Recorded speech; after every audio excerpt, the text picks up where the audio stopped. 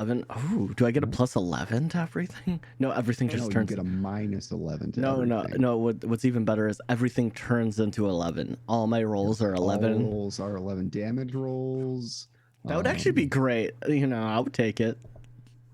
Now those daggers are 11s. Yeah, dude, I could literally just be throwing 11 damage at people. Yep, but you gotta hit because all your attack rolls are 11 too. Yeah. But I mean, that's also plus my modifiers, though. So that would be a solid. Just 11. Just 11. Okay. Everything is 11. Oh, dude, I just need a way to mitigate their armor class, man. I'm good. There you go. With base armor class 12. Let's see. I know. He would never. Would never hit. Let's just make sure they're there. There they are. Ooh. Your fancy boots. And I will equip them. Equip them. Oh, thank you for this. I appreciate you. You're welcome. Now, you said that these will make it so people cannot hear me, correct?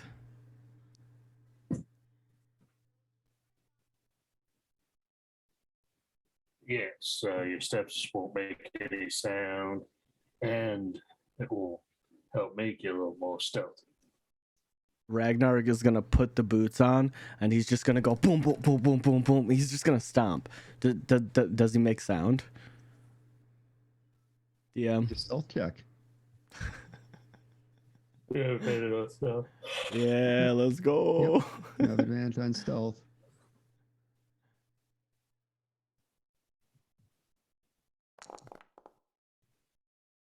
$21. Perfectly silent. This is impressive, Oz. I'm a very big person. I may have a loud mouth, but my feet don't make any sound. This is very impressive. Do you have a mask of elven kind where, you know, my loud voice will be like silent? Mask of I don't think I have the capability. Also out of character. Also, that doesn't exist. I looked at him and he's like, "Is that a thing?" It doesn't exist out of game. It's a joke. Ragnar's a loudmouth. Yeah, we should just make an item called the ball gag of elven kind. Those elves are into some weird shiz, okay? Mask of elven kind. Yeah, mask of elven kind. Mask of elven kind. A non-attunement item. It makes your voice silent and Only when it's zipped. Only when it's zipped. Yeah. Oh God, Fluffy, I miss you so much. The mask of Fluffy. Oh God, the mask of Fluffy kind. God dang. R.I.P. R.I.P. Thank you for this. This is going to help us a lot. Now, are you both prepared for this? Because unfortunately, this is going to be the last time we're able to rest. I don't think we have enough time. Hopefully, we'll be able to maybe take, you know, some short rests in between to catch our breath, but hopefully. But I don't think we're going to be able to stop. So are you think we're as prepped as we're going to be. All right. Do you guys have all your spells prepared and everything?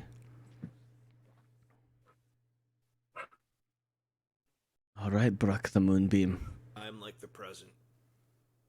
Oh, one moonbeam at a time. Okay, one moonbeam at a time. Just sort of shivers a bit. Oh God. Oh, don't too soon.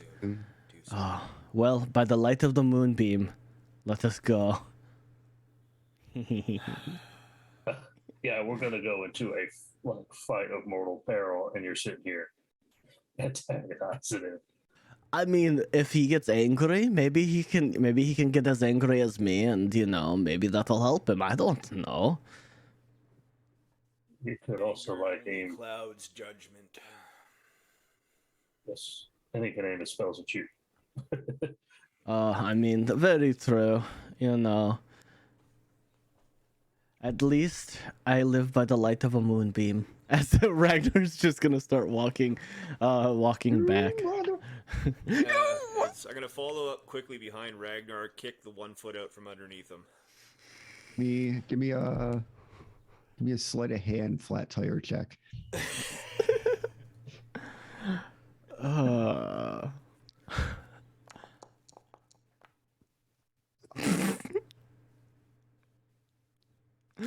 You go to get his foot, but Can I like as he's going for my foot, can I reach around and grab his foot with my foot and then pull him out from underneath him? did you just say you were going to give Brooke the reach around? Yes, with my foot. Okay. Okay. Yeah, give me a acrobatics check. All right. And you can oppose this, Brock. You can I gotta oppose it. You have a good shot. You have a good shot. Just roll over a 10. Yeah, just roll over a 10. That's all you gotta do. Acrobatics again. Acrobatics.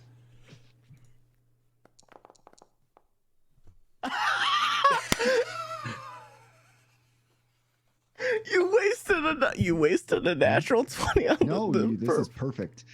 Get them out now. No, don't get them out now. Okay, so you go to step on the back of Ragnar's elvish boot, and you miss. Oh. And Ragnar attempts to reach back and give you one of those grade school Charlie horses on the leg. And you swat his hand away and give him a nice Indian sunburn. Okay. Are your hands enough? Are your hands big enough to reach around my forearm? For this, yes. Okay, good. They grow in size. They grow. Just to do this. I'll take it. That's hilarious. Setting the tone. Oh yeah, we have to get our fun out now. You know. Hey, just give Ragnar a pat on the back. Good game. Next time. Or maybe you give him a pink belly. Just roll him. Why are you hitting yourself? Guys. Are y'all done? Oh, sorry. We have to have fun before Brooke dies. I want his last memory to at least be, happy.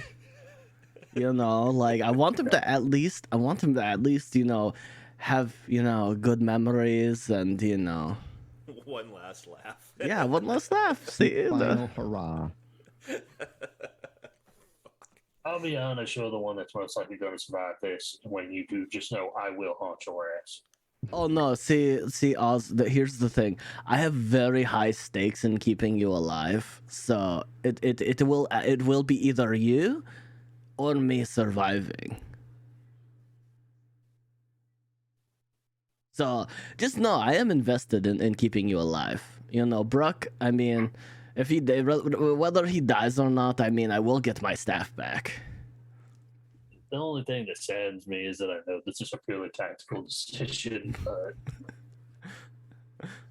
that's the best I can get. So I'm just gonna walk up and just pat him on the back. It's like, you know I'm kidding, right? You're more than just items. I want you to know that, Oz. Or healing spells.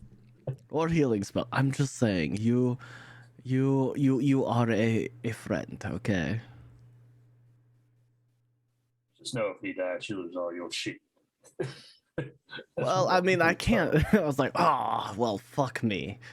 As I follow him. Now I have to keep. It's either I'm just gonna lean forward and just be like, it's either him or Thalia. You choose. Wow. Let's go, Beans. All right. Hello, friends of new and old. Holy shit, I'm in the bubble again. I am trapped in this bubble and I can't escape. But Help, how did I get into this bubble? I trapped them all. You're But all Joe, here. You just turn it into a square, then you're no longer in the bubble. Oh, true. Facts. I mean, I don't have that power capability. My future is set in fate now. But welcome, all my friends. Welcome to our new mini campaign here on the channel.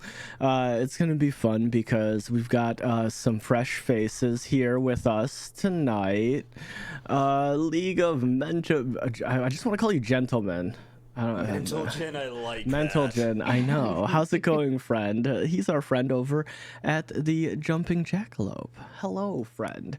This is our episode 1 of our mini campaign in which I will be DMing. Oh my god, is that a Dungeons and Dom?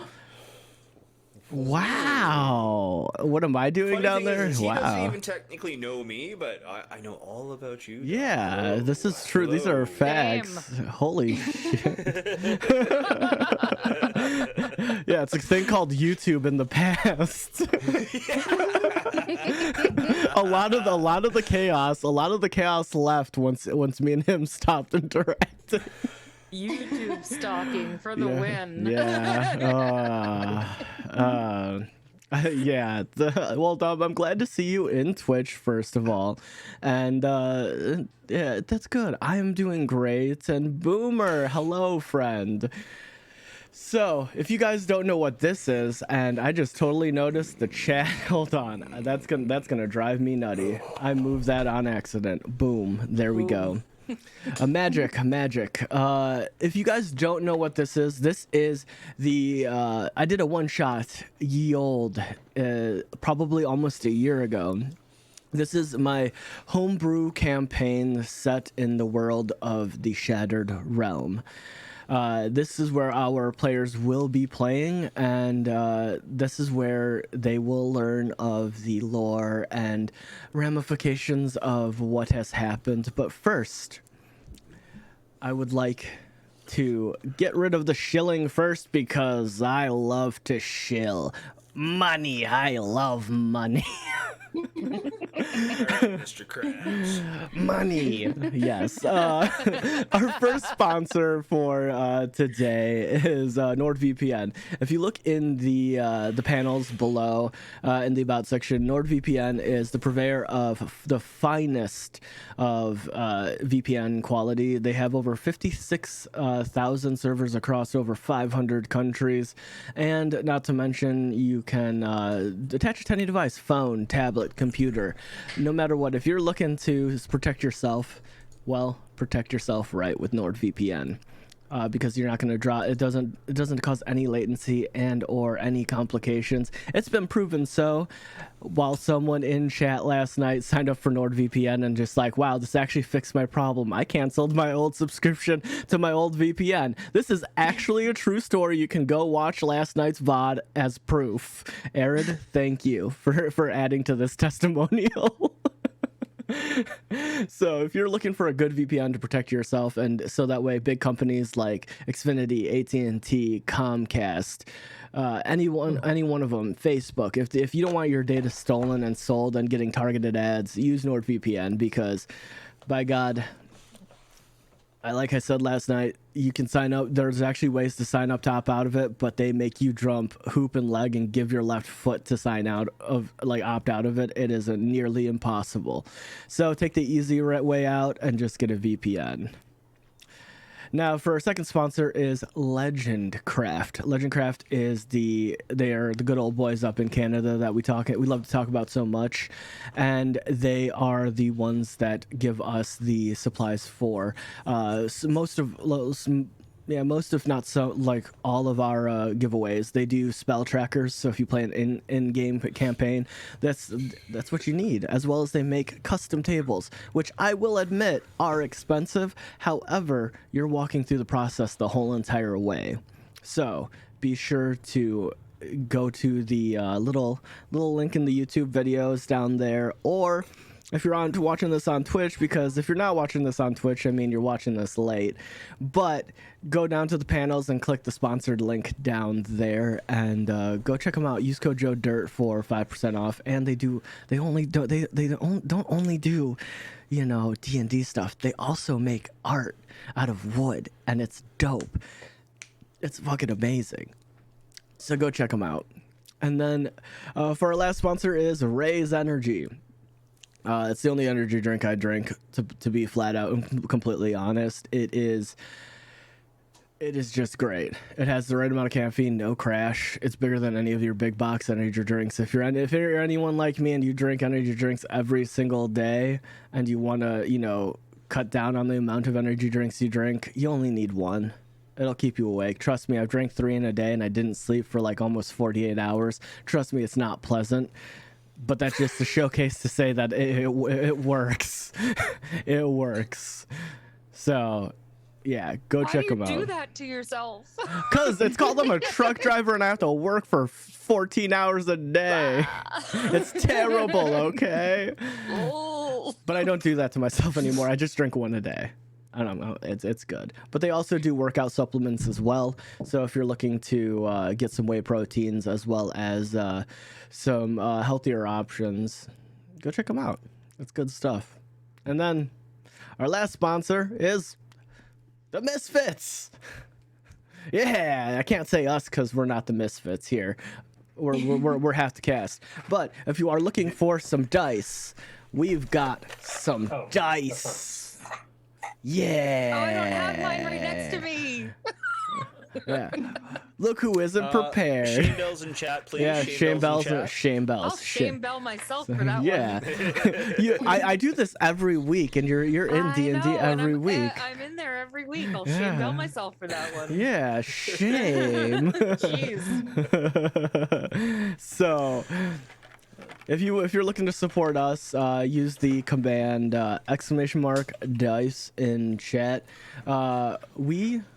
We have dice. If you're not in the U.S., don't worry about it. All you have to do is send an email to janet@anythingandthings.com.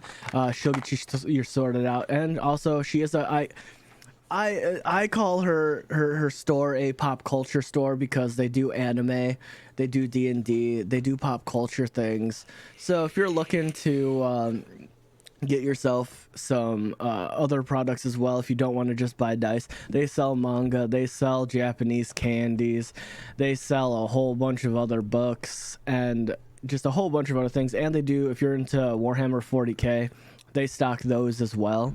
So if you're looking for a whole bunch of other things, do that as well, because you support, you know, them, they support us, and you know, heck, maybe we can get, you know, individual custom sets of dice, and you know, who knows the ends of the possibilities. But with my shilling done, I can't push off my shame. Because I am the dungeon master.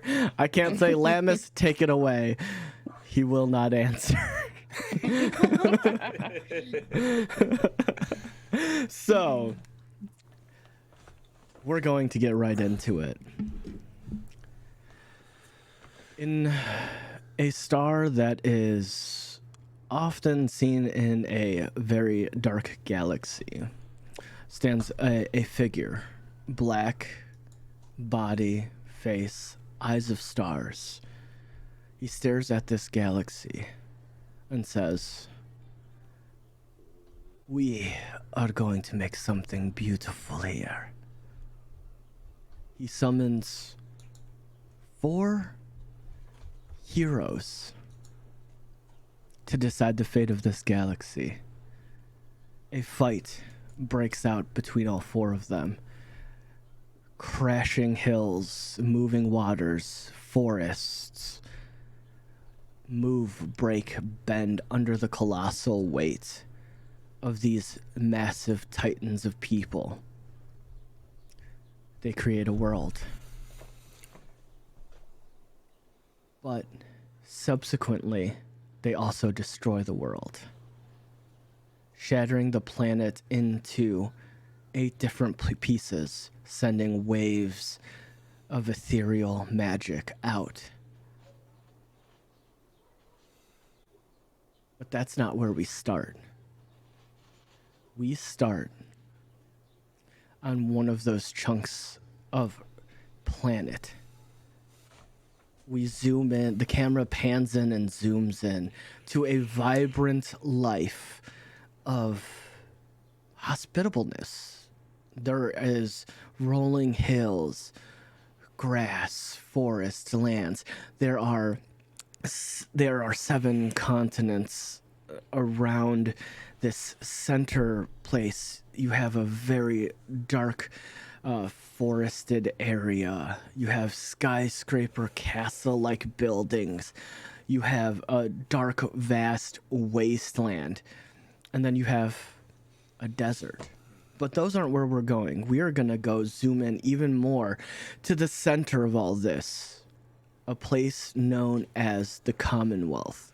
As we zoom in, all these points connect in this hundreds of miles of city around. Seeing as merchants are scurrying across the different sects of the city. We see the long spire with the telescope that looks to the stars and the sky and the space. We see the emperor's massive palace and courts. But we're not going to any of those either. We are going to one of the largest guilds in the Commonwealth. I need every single one of you to roll a d6 for me.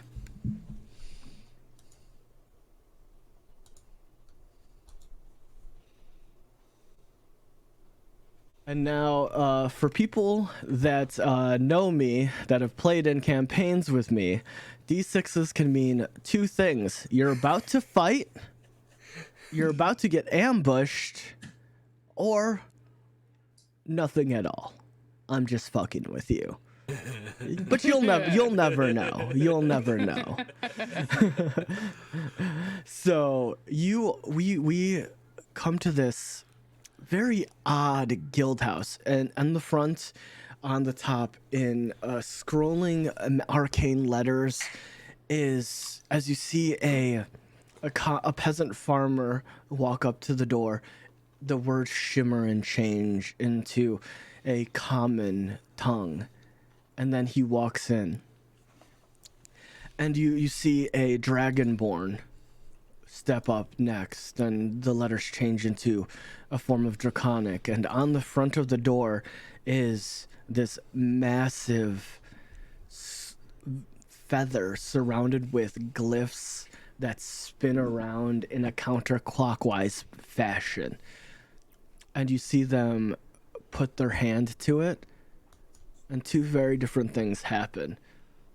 The peasant just passes through, but the dragonborn, he sort of gets a wave and wash of magic over him before he steps in. And then as we pass through the gate of this like fortified walls, we look up and we see almost like a castle, but also like a half castle, half bunker of some sort. That the front end looks kind of like an inn, but then when you go to the dumpy of it, it's kind of like long and it looks like a house, but it also looks like a castle. It's kind of weird. And we walk up to the massive 10-foot high double doors, and we push it in, and we're greeted by music from bards playing their flutes and lutes, and there's merry music going around. We see several tables, long tables of what's very strange that not any other guild does this, of adventurer and common folk bumping shoulders and sitting there, adventurers regaling these peasants of their adventures, their missions, and, you know, buying them drinks. But we see a bar. We see a dwarven man sitting there looking out across all of his all of his work. He is the owner of the establishment, and next to him is standing his wife. Proud of him, but also frustrated because he's throwing a cup at somebody. And he's joining in on the fight. Ooh, motherfucker. And you see, Harlock, thank you so much for the follow, my friend. Welcome to the Rat Pack. You see a kobold run out from the stairs on the right side. He scurries down, and you hear a as he's running, and you see him run up to the bar, and he's just like, "Food, give me food," and they hand him a plate of food, and then you see him write down something, and we zoom back, and we just say, "Britannia Spheres, 5 gold," and then he sets it aside, and then you watch as all of this mingling and all of this fun is happening, this jovial. We pan up to an area that our players aren't familiar with. It is the higher ranking of the guilds. These are the heroes of heroes. We see a man standing there. You can't see his face, but you see his chin. There's a black tattoo that goes from the sides of his lip down his throat, but it gets cut off at the right at his torso. He's staring down, looking at the kobold eating. And then we pan in down through the hallway on the right side. We go down, zooming down hallways, and we come up to a barracks door that has a giant F on the left-hand side of the door, marking their notation as F-class adventurers. And we see a name above the door. Adventurers, what is your team name? Oh, because I have one. You don't want mine.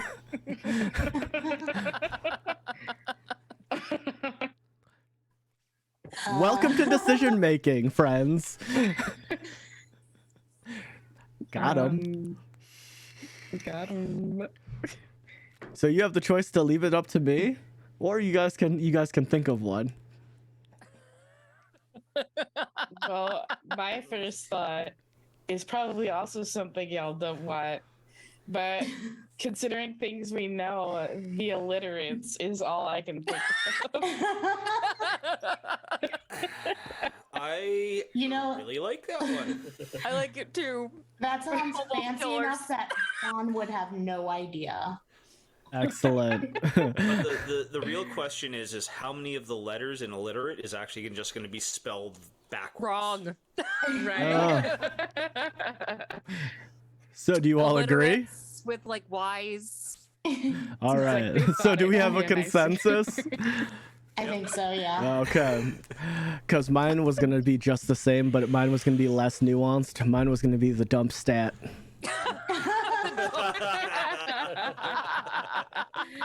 Oh my god. Yes. So we look at this finely crafted door, and above it we see the illiterates. And when you walk down the hallway, you see that a lot of them are speckled in like this gold arcane wording that has a filigree to it. But this door, no. It looks like it was drawn on by a magic crayon. It looks like out of some. It looks like it's out of some like medieval like wizard Sesame Street writing, and some of them are in fact backwards, and it is spelled wrong.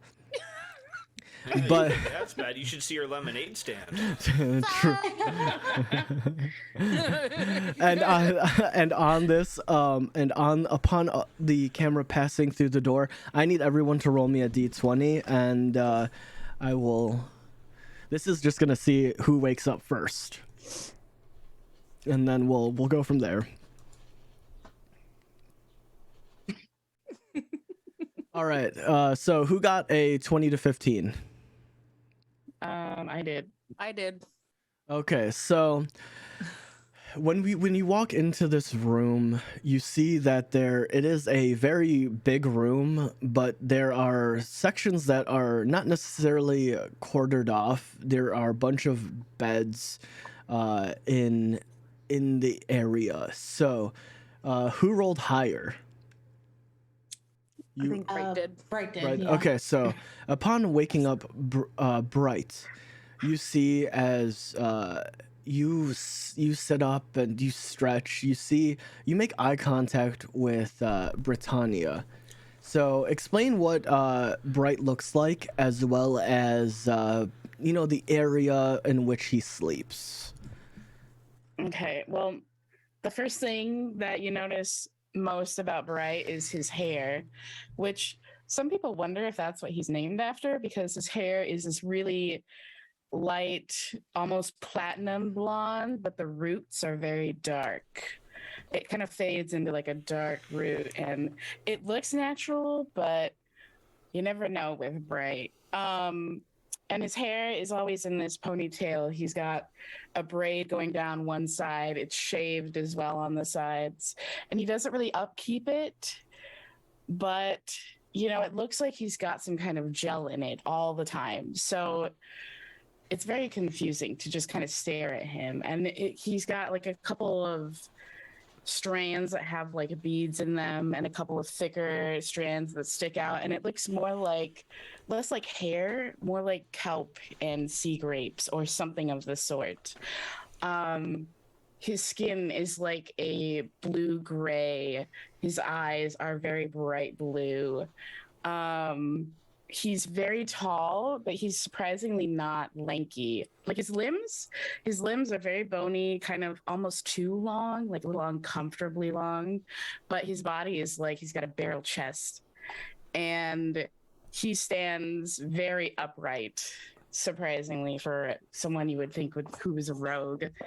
When he gets up, he just kind of like moves his arms, and you hear all of his joints pop and crackle. And he just gives out this really like satisfying growl as he's just trying to wake himself up. He sleeps in his clothes for some reason, God knows why. And he sleeps in this little almost like a basin. You would think he'd fill it with water because he has this flask of endless water, but that he constantly uses to just dump on himself in the corner. But he doesn't fill it with water. He just sleeps in the basin. And in his full, like, dark clothing, on top of all of it, he has this shawl over his shoulders and a cloak with a hood that he'll wear when he's going into his little, like, rogue mode. But beneath that, he's got this more formal attire. It's very clashing, but yet it fits his character because he's a very confusing individual. He doesn't like to make sense. When he stands and shakes out the rest of his tiredness, you can see a tail just kind of swaying behind him. He's got the same kind of hair on at least half of the tail, but the tail end is bald and kind of almost looks like a rat tail or a sphinx tail, like the sphinx cats. And he uses it to be a little mischievous sometimes, to try and pickpocket when no one's looking. What else is there? I think that's all for y'all. Oh, in the mornings, he's pretty groggy, but once he has his like morning ale or water, he just kind of perks right up. Surprisingly so. You think someone that tired would not perk up that immediately, but he does. Excellent. Now we move over to Britannia Spheres, bitch. Yeah. So what I need you to do first is make the first actual literal roll. I need you to make a perception check for me. Oh. Okay. Moving on. Tell us what Britannia Spheres looks like, and where she sleeps in this massive room. She is very used to being treated to the finer things in life because she came from like a very prestigious magic school originally. So y'all gotta know she's very, very popular. So her hair is all platinum blonde and she's got these beautiful blue eyes and she loves to sing. Naturally, she became a bard of the School of Glamour. Because, yeah. Other than that, nothing's really quite remarkable, but she is quite beautiful. People fawn over her, naturally. She picked the best spot in the room because she deserves it. So, Are we sure about that, or did she just argue her way to it?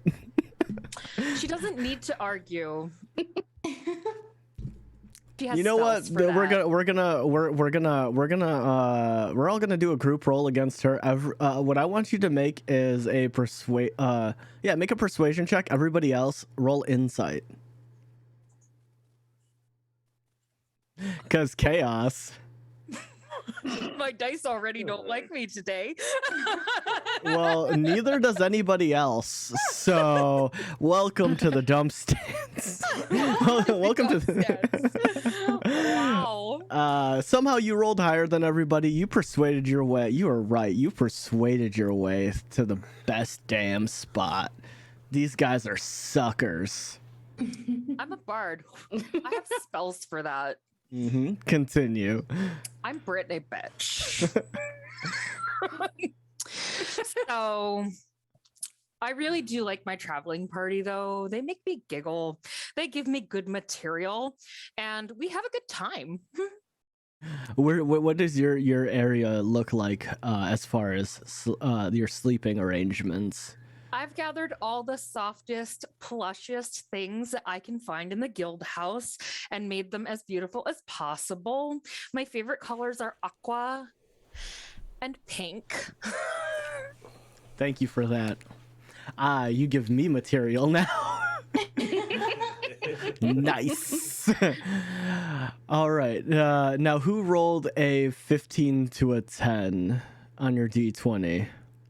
I did. Okay. Same. All right. What did you both roll? I have the 12. 12. All right. So we are going to do who has the higher dex. What is your dex modifier? Plus 1, 2, 3. I'm +3. +4. All right. So as we go to another quarter of the bed, we see you. Explain who your characters and what they look like, and your little sleeping area. So Bonby, or Bon, as she's known by her traveling companions, is a 4-foot tall Harengon with mostly like a kind of walnut brown fur over the majority of her body, except there's cream color right around her mouth and down her chest. She wears a blue tunic, I guess is the best way to describe it, because it's not exactly a dress. She's also got some blue shorts underneath. And that's her general, what she wears every day. Her favorite color is blue. And she's got a small little bed because 4 foot tall, doesn't need very much room. Her only condition for having a smaller bed though was she needed enough room so that her ears, the tips wouldn't touch the headboard, because that would bother her all night. Yes. Excellent. And you see that that Monk is stirring awake, and you see that Bright and Britannia are already awake as you stretch and open your eyes, and we move over. The camera pans over to Monk. Tell people what you look like and where you sleep. Well, the camera doesn't actually pan over to Monk because he isn't even in the room. You hear a little tickety tick tick tick tick tick along the rooftops as Monk flips in through the window from the nest he's made up in the rooftops to stay away from everybody. Yes. Monk, Yes. Monk is. You know about what? Make 6 make an acrobatics check for me. If you're gonna throw sass at me, make an acrobatics check. 20. Okay, 21, good. 21 Okay, yeah, that's okay. That's okay. I was banking on like a 1, 2, maybe a 5, but no, you got it. What do you think this is? Is the Misfits stream? Facts, by the way, facts. Throwing shade. I Dice see. are good gauging. So continue.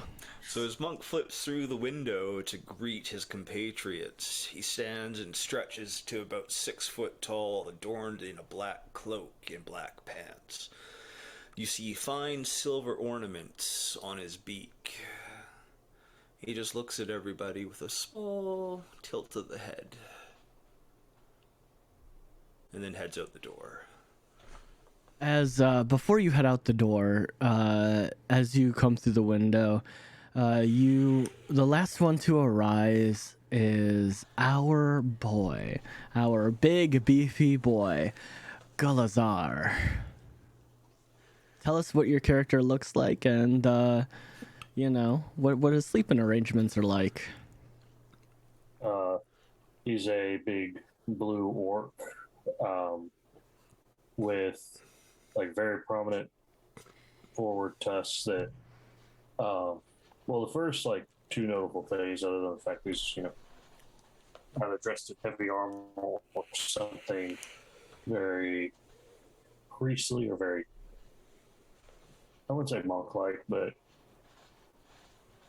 he's wearing a blindfold around his eyes, and through them you can just barely make like a glow where his eyes should be, and hanging from his tusks are just various little like keychains and knickknacks.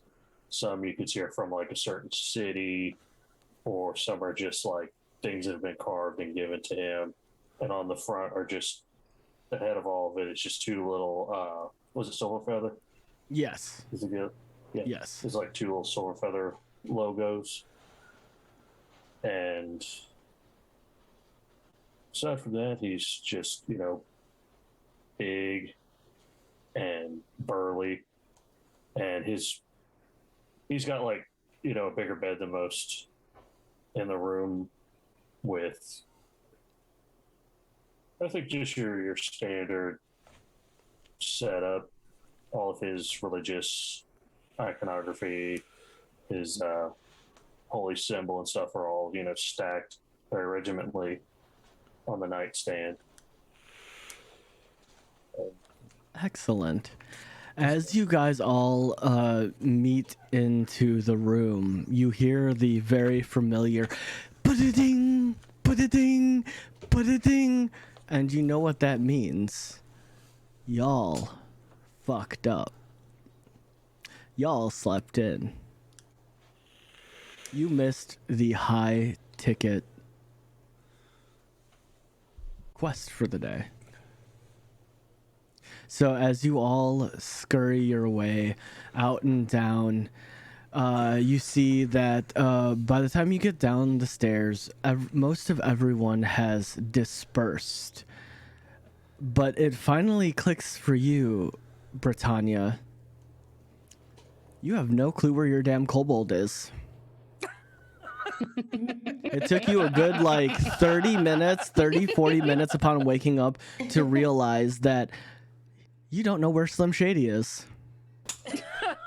Yeah, that's the name. Yeah, you didn't. I wasn't changing it. That name. Yep.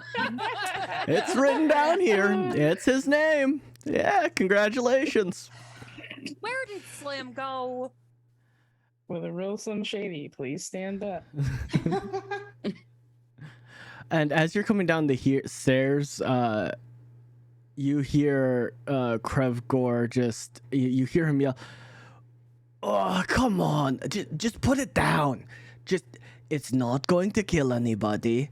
And you hear a very familiar kobold voice to you going, No, big evil man, put me down, no." Oh God. How far away is he from us? You guys are just pushing. You guys are hearing this from the other side of the door. Like that's a lot of noise coming out of there. I mean, there's usually it's like a tavern inn guild kind of deal. Like there's usually a lot of noise, and usually as the night gets later, there's fights break out either between guild members or guild members against peasants or peasants against other peasants. Just it's general chaos. But the only reason why this separates out from you is because Krevgor yelling is pretty normal as far as anything goes. He's usually in two modes: very kind or yelling, or kind yelling. So I mean, it's pretty normal, but the only reason why you think of this as anything different is because of the fact that he's telling someone to put something down, and you hear Slim Shady's voice. And I would say you guys are probably roughly 10 feet from the door and down the stairs to the center of the entrance of not the entrance but the center of the hall itself. I would say you're probably about around 70 feet. Okay. I'm gonna rush down the stairs and open the door and see what's going on. All right. Do you all follow? Yes. Yeah. I saunter after. Saunter. Saunter, Well, I wouldn't Saunter. expect you kobold killers to really give. So Use my dash action to sprint down there a full 80 feet. Or Yeah. I guess the 70 feet there. yeah. And So as the rest of the party catches up to me, they just see me trying to grab the kobold and put him in my pocket. Oh, all right. no. Well, I need you actually to Kobold pockets for safety. no, monk. If you're gonna do that, I'm going to need you to make a sleight of hand check versus a sleight of hand check.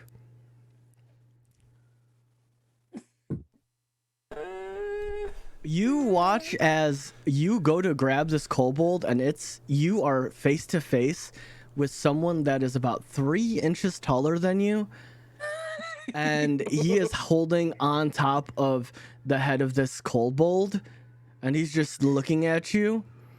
And since you are literally 5 feet away from this guy, you see that he has tattoos that look almost like straight lines of tears coming down, and you now see that he has parted his cloak, and you see there's a massive wound on his chest that's glowing. And you look as his eyes, there aren't eyes, it's just radiant glows of just orbs, as he's just holding on to the top of the head of this kobold, and he's just staring at you now.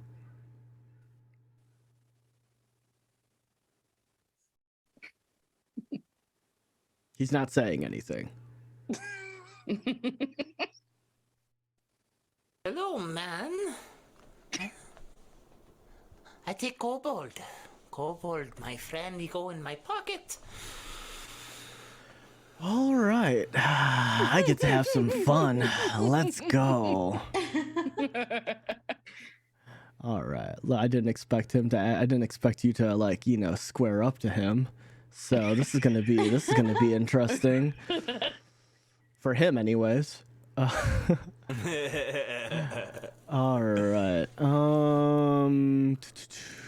Okay, there he is. All right, let me roll for him. He I'm is. assuming since we all just woke up that we got a long rest since. Oh our yeah, last adventure. yeah. No, you guys have a long rest. Everything is good. Okay. Okay. Yeah, you guys are good. I forgot to ask that earlier. All right. Does a 27 hit? Oh no, not at all. Okay, so you take 18 points of damage and you get flung back 10 feet. Well, wow. You watch as he takes, and you don't even notice it. His fist, like none of you see it, but his fist goes from the side of his cloak to just an inch away from Brooke, and then he just Who? Who? God dang it! An inch away from Monk in a split second, and you just see him at the end of it. He just has two fingers pointed out, and you see that he pushed Monk 10 feet away, and he just looks and he just and you see at this point he's just like, all right. You hear Krevgor just come out. All right. First off, Camdir, fuck you. You're a piece of shit. Go put the fucking goddamn kobold down. You're literally picking on what is a little kid. First of all, you're a giant asshole. And you just see him turn over and you just see you're letting monsters into our guild hall. And I would like you all to make a history check at this point.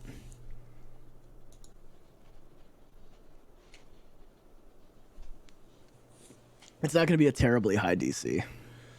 16 on my end. Okay. That's more than enough. Got an 11. 11. Okay, 12, 12. Okay, this actually works out.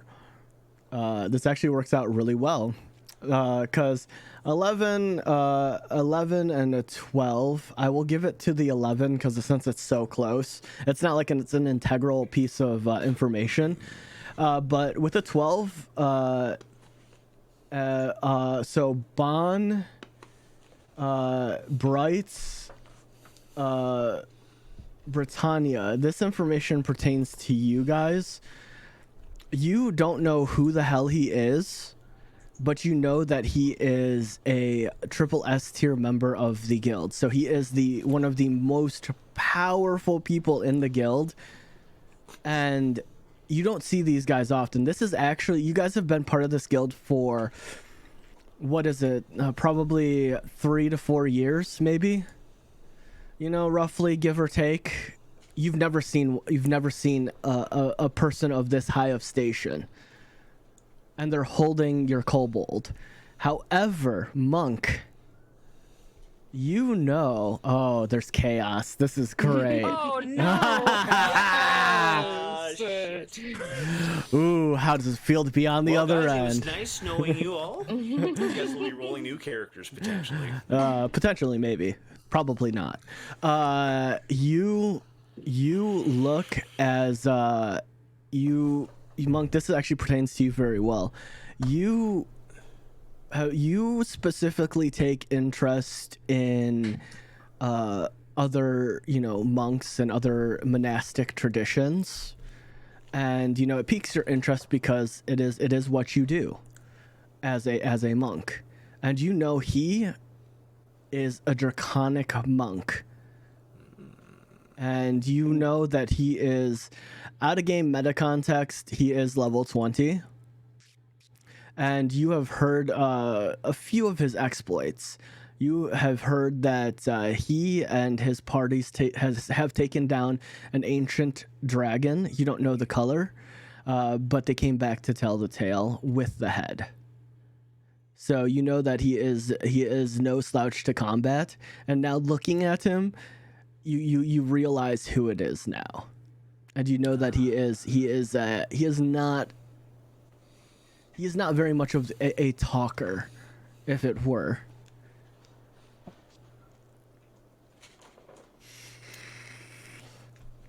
I'm gonna walk right back up to him and be like, Ha! You're so strong. Monks still take hit.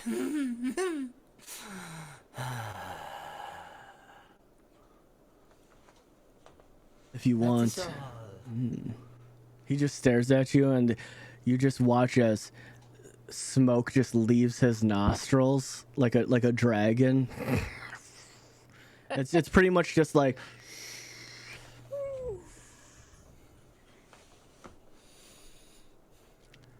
And then he looks, Krevgor, whose monster is this? How dare you call my friend a monster? Yes, he was how being dare beaten you? Up. He was being beaten up by one of our. What do you call them? The people that we work for. Guild members, party members.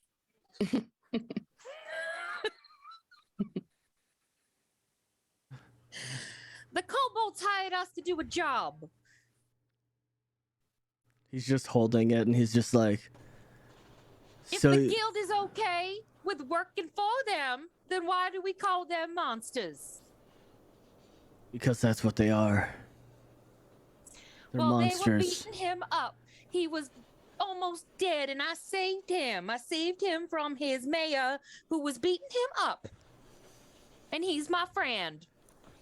You unhand him right now. And kobolds, not monsters. They make weapons too. Great ones. You just see him. You just see him. Just Y'all are cold. you all just see him. Just look at the kobold. Look at you. And you just see his mouth just slightly moved, like he's whispering something, but he's not anywhere near the kobold. And then you just hear some shady say just aloud, "No, no, you can't do that, no!" And he's just like, he flips him by the ankle and just starts spinning him. He's like, "You're not half wrong." Gee, good balance. Good balance. And then you just hear Slim Shady just and then he just tosses the kobold to you, Britannia. I need you to make an acrobatics check to catch him. Oh, Okay. 21. Cool. You like a mother's instincts just like go out and just catch him.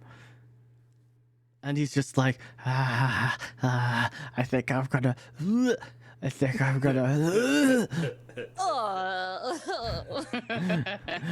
And you just see him vomit an unnaturally amount of food for such a small body. Because bear in mind, these kobolds are like 2 feet tall, and it's an unnatural amount of food just gets vomited on you. Awesome. I'm not gonna lie, that's kind of impressive. He just you see he puts his hands into his pockets, and you just watch as this figure walks up the stairs on the left hand side, which you know is like not everyone's allowed, because when you see him get to the top of the stairs, a gold symbol with like rotating clockwise with a gold and silver feather appears, and you just watch him poke it, and it opens, and he passes through. And then when he gets across, you don't hear any footsteps or anything.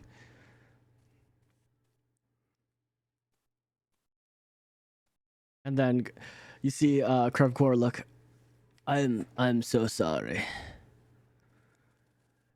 He can be kind of a prick.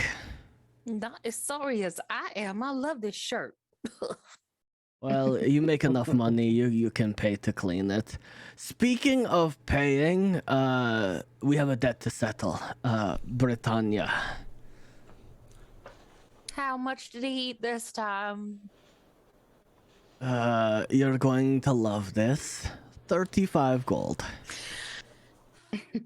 Does that include the 5 you said this morning? And Yeah, that earlier? includes. He like Okay. this. The whole panning down was literally earlier in the morning, and then you guys waking up. He was just eating for hours on end. Okay, because they already took the other 5, Okay, so I'll do yeah. another 30. Yeah. Here you go. All right. At least Buddy, then. we gotta have a good talk about budgeting, okay? I don't like getting hit. I don't want to Not budge hit. bludgeoning. Not bludgeoning. Oh. Budgeting. Yeah. I will not budge. I will be like a wall. All right, dear. And they, Yes. I'm hungry again. You know, this kobold fits right in with the rest of us. And he has a whole 6 HP, y'all. Welcome to the adventuring party.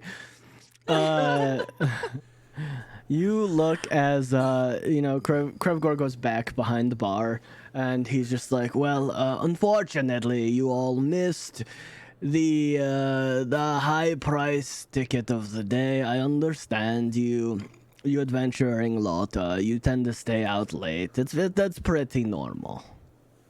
But first, as always, you all need brunch. You need to eat. You need sustenance. What can I get you lot? Let me guess, little intense man. You want just a plate of meat. hell yeah, dude. Your shits must smell so terrible.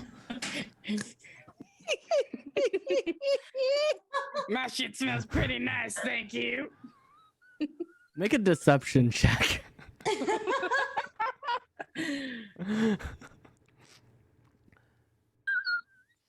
22. All right. Still fucking nasty. All right. Our lovely little bunny. What can I get you? Vegetables, please. All right. You sure? Like, you're gonna have the opposite problem to him. You two are like the opposite spectrum. Like, are you sure you don't want at least like some meat? Like, you have to have a balanced diet. You know, like it's not good for your internals to only eat. I mean, not to say that I know fake creatures, but I'm just saying, like, you have to have a balance of, meats, fibers, dairies, vegetables. Do you have tofu? Yes. I'll take tofu. All right. And then our big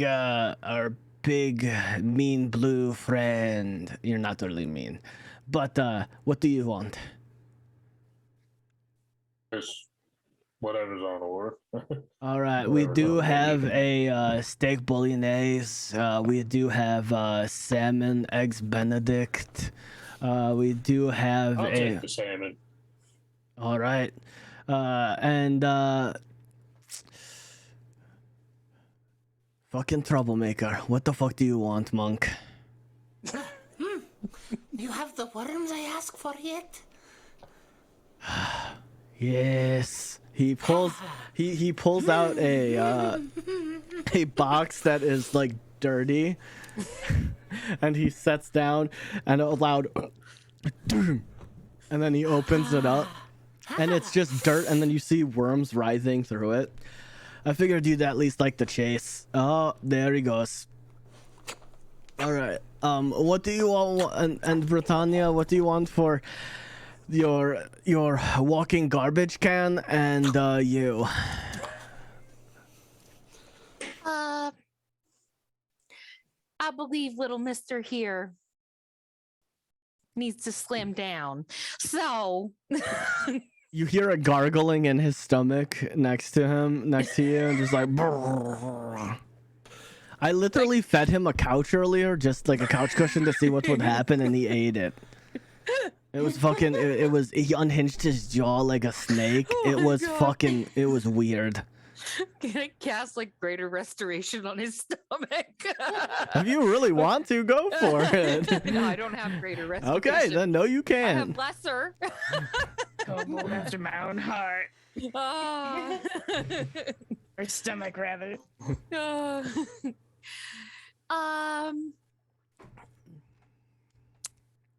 I don't know what kobolds eat yet. I don't know how to read, so I can't exactly research it. But I'll have whatever you got in the way of whole foods. Salmon sounds great. Okay. And do you just want me to grab the trash can for your kobold? No, you know what? Just bring me like a serving and a half of that salmon, and I'll let him pick off my plate. Okay. And then I'm assuming, Bon, you will take water. Yes. Bright, do you want an ale, tea? My wife actually has grown.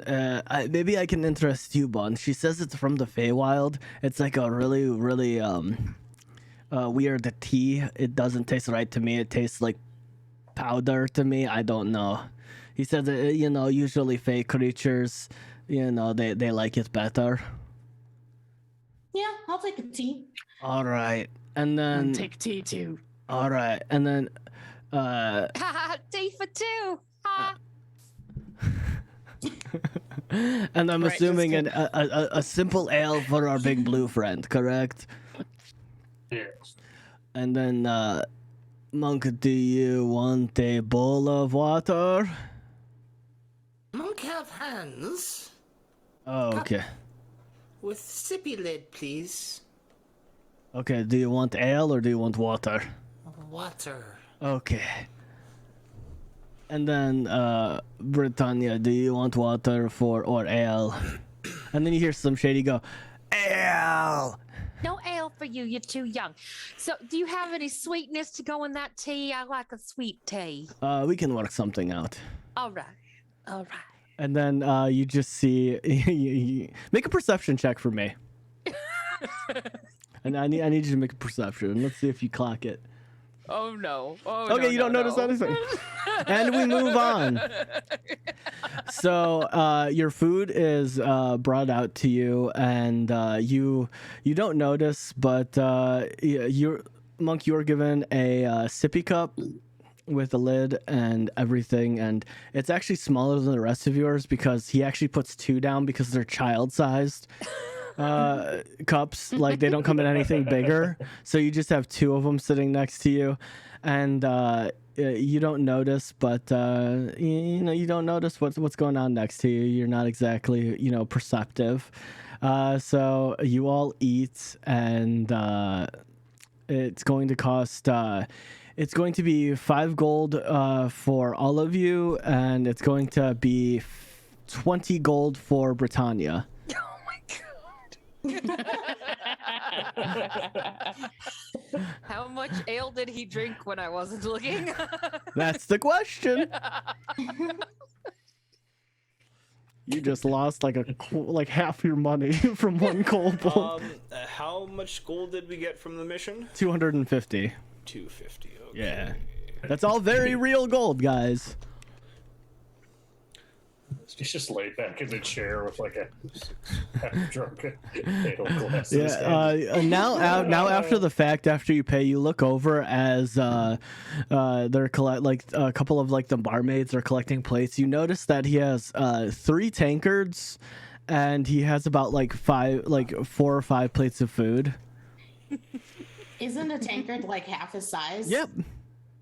Oh my god. Good Lord. Yeah. It's like a picture, like trash compactor. Yeah. And I'm gonna have to do something about him. you just hear a hey.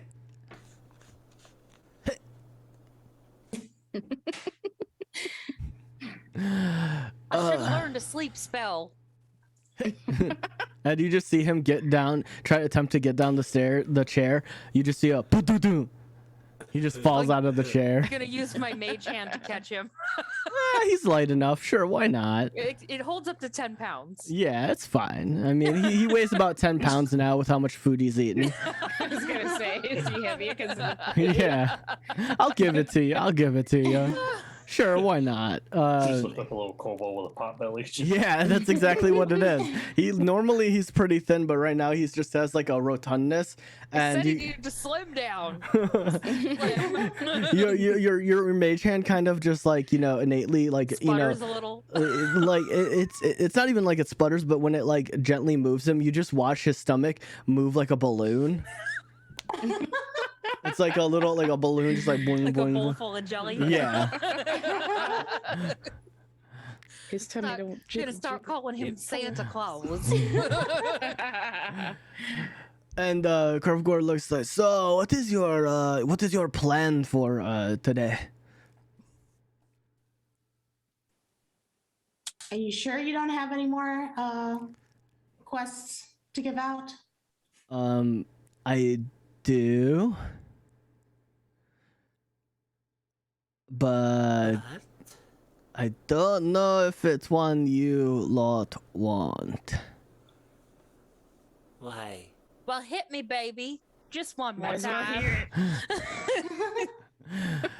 Well, you see, it is involving a very intelligent type person, and let's just say you all lack one common denominator, and that's intelligence. It's pretty it's obvious to everybody. You're very effective, don't get me wrong, but he's more of a bookish wizard type. Well, I mean, there's 5 of us, right? There's at least 5 more brain cells than most. I would If we say put all less. 5 brains together, we might be able to do it. We might get one whole brain.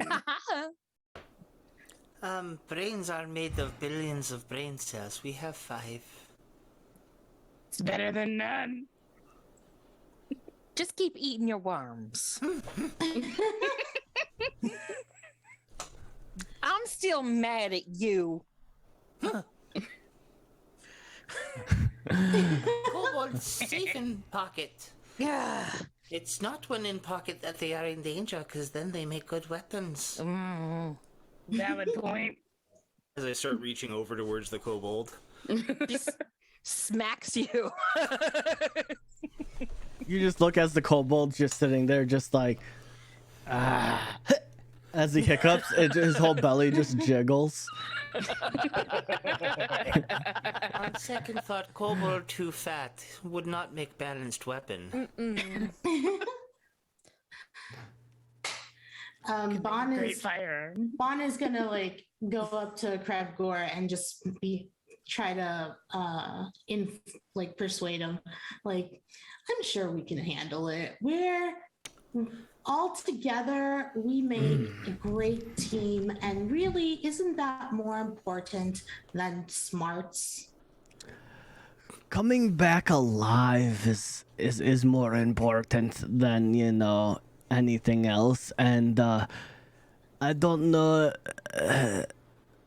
Roll me a persuasion. More importantly, we can get Slim Shady out of the guild house for a day. Can I help?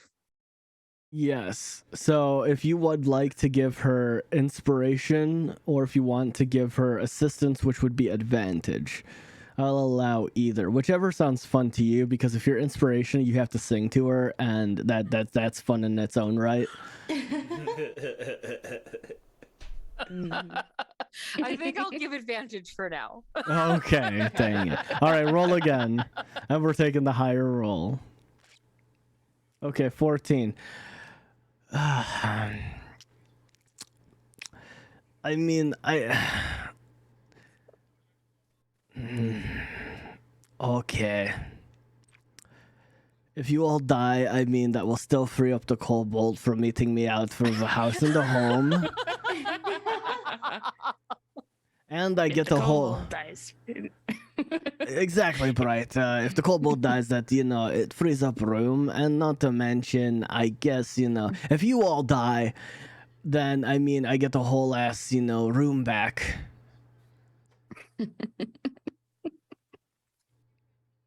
Wow. I am Love that we mean kidding. so much to you. Come on, it's a joke. Come on, The wow, logic is sound. you all are very strong. You're very stupid, but very strong. I left a family that was very rude and very mean to me. I don't need to take this from you, too. I mean, you do, because technically I'm your boss. That's true. Never mind. Very good. He pulls out this small box, and he sets it on the bar. Is the box shiny? Not really. It's more dingy. It's like got like a silver. It's got some inlays of different symbols. Since none of you are like who here is trained in Arcana? I don't think anybody is. I have half proficiency in Arcana. Yeah, I mean, jack of all trades, but Yeah. yeah, I'm assuming nobody here is proficient in Arcana. So, you don't know what these little symbols mean, but you know they're funny Magic Man writing. Just gonna start pecking at it. Make an investigation check with disadvantage. And then I would like you all to make an Arcana check, just normal, because he's just poking at it. Okay, it works.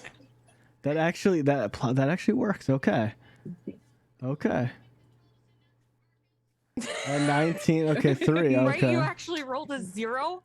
Yeah, well, I not one minus one because Wow. so I just don't even see the box. I'm just looking. Well, somewhere. no, It's like- you There's see a the box. box? No, you see the box, but you're just like, funny box. You're just sitting there and you're talking out loud. You're just sitting there, just staring at it. You're just like, box.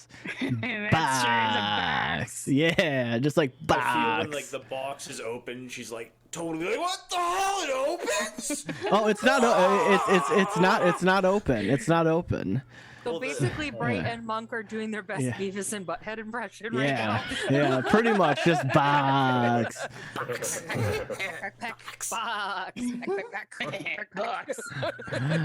You all, the rest of you, Like a 20. yeah. So the rest of Just a you, flat 20, that was fun. yeah. So Bon and Britannia, you look at the box and you see like, yeah, this is magic writing. I haven't heard of this before. And you guys are all talking out loud. You're just like, you guys do cast magic, but Bon, yours is more of a nature-based magic. And you're kind of like ticking down your boxes of just like, man, I don't get, this doesn't look, right. And Britannia, you're sitting there, you're just like, yours is more of a, you are the, I look at as bards as the people's music, the people's magic.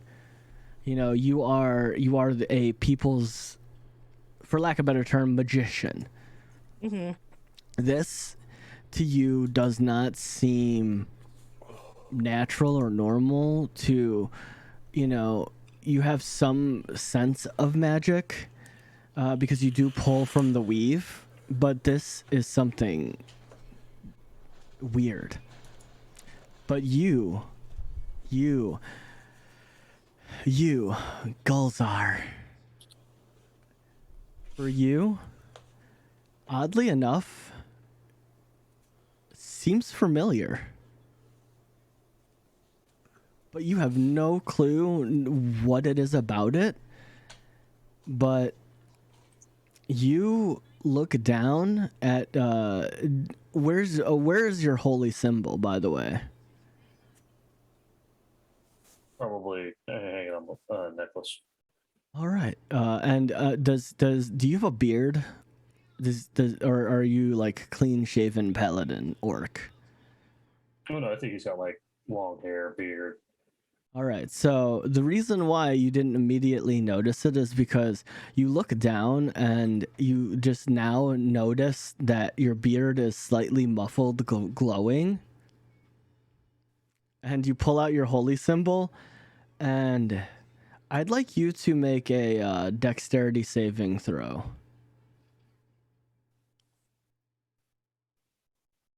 As you pull that out.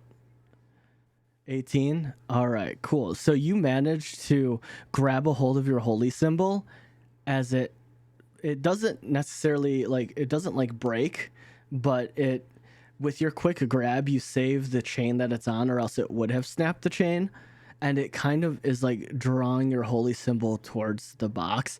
And you all are watching that He is an orc. He is big. He is your strongest member of your party. You've seen this man lift boulders and move things out of the way. You're watching as his holy symbol is slowly, like, centimeter by centimeter, just dragging him towards the box. And he's doing, like, a full stop on it. He's, like, holding it and pulling it back. Whoa. What the fuck? Oh, that's not normal. And you see as Krevgor grabs the side of the box and tries to move it out of the way. And you watch as he just starts, his body starts to shake and literally vibrate and just like, and you watch him get tossed like 30 feet to the side. And he's just like, oh, and then you just look as he just stands up and he's like, son of a bitch. And he just like, this box. do you touch the box? Yeah, I'm gonna touch the box. All right, I need you to make a Constitution saving throw for me. A 2. All right, so you take. Let's see. I can't do it from there. It's okay. All right, so you take. No. Oh, wait. There we go. Okay, this isn't too bad. You take 18 points of damage. It's of... you wouldn't know what type of damage it is. It is. Hurty damage. It is. It is. And you get tossed 30 feet backwards. So you end up landing on a table in the middle of people eating, and they're just like, what the fuck? And you're just like sliding across the table. And also, make another. Something to eat along the way. Yeah, I'll give you that for free. Just because you're a shifter, I want you to make a wisdom saving throw in order to not, shift accidentally to your Kelpie form and terrify a whole bunch of people.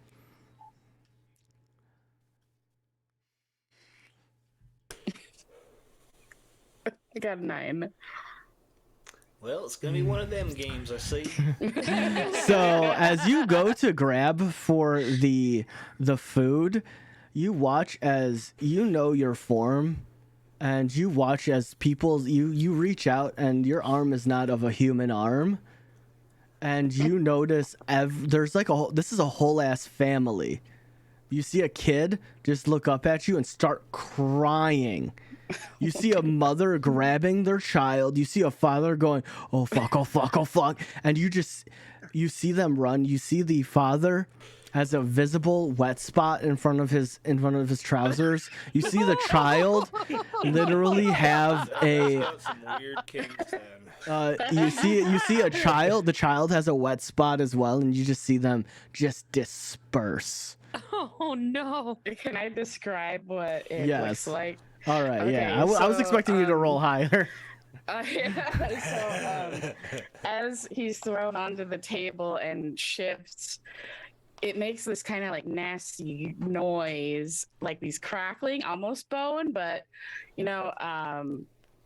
when he's done shifting, there's this just massive, dark horse laying on its back on the table, but it's more terrifying than a horse because it's got these scales all over it, and it has these sharp teeth, and it looks very like rugged and more like a monstrous kind of horse, and it's struggling to get to its feet as it's thrown onto this table, and it's making this horrifying shrieking noise out of pure shock of being thrown into a shift. Yeah, Are you just we see. aware of this form? Like previously? I don't know if he's This shifted is before up or to not. you. You guys have been in a party together at what I would consider a few years, so it's up to you if you would have shown them. I will give this up to your liberty. Considering he usually tries to hide this form, I would say no. So no one has seen him shift yet. So as you see, like, Krevgor stands up and he's just like, oh fuck, what is that? Monk just looks up and says, Are y'all just "Puppy?" are y'all seeing what I'm seeing? You watch as at the mention of puppy, you watch Bright. You feel this on your back. A very portly kobold is climbing up your scaly back and going, "Ride, puppy, ride!"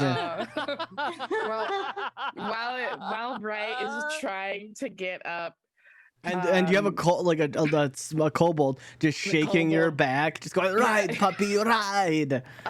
he tries to shake the kobold off, but the problem with that is that his skin starts emitting this gel-like substance, and it's causing the kobold to just stick to him. And he can't help this; it just naturally is happening because that's just a part of his nature. And so, in this massive chaos of this thing crawling on him and him being in his shifted form, he just starts, I don't know, almost rampaging, like kicking and bucking. By the Like he way, doesn't know welcome what's to my chaos. You're welcome. I love it. I love it. I'll make this most ungodliest of noises. Not all of them have to be things that come and attack you. What I would like you to do is make a you know what? I'll give it to you, your choice. Athletics or acrobatics. This is going to be considered damaging, and you trying to, move and whatnot. Okay. So I'm you gonna can make pick. acrobatics check. All right. 15. All right. So as you were watching this amorphous creature writhe around, you see that you see Slim Shady on the back going, "Wee!" But you see just a terrified look on. You saw the shift happen. You know that this thing is 8 subjugated. Bright, you're not entirely sure what exactly happened, but in the place of Bright is this scaly sea horse looking monster thing. But what you see is the writhing around. You crack the table, you crack the chairs, and you're just writhing around like a worm. You destroy 3 tables, 10 chairs in the process. And you're watching this whirling like a writhing mess. What do you all do? I'm going to use my rabbit hop and jump quickly to this creature that suddenly appeared and cast snare on it. Okay. Let me mark off that I did a rabbit hop. What? Yeah. And then what? They need to make a dexterity, correct? Correct. You need to beat a dex of 10. All right. So you will be making this at disadvantage because you are still technically prone. Because you do have table bits and chair bits and food bits and just all sorts of bits connected to you now. Yeah, stuck to you. All right. 8. Oh, wow. You rolled 2 4s. Oh, 9. Okay.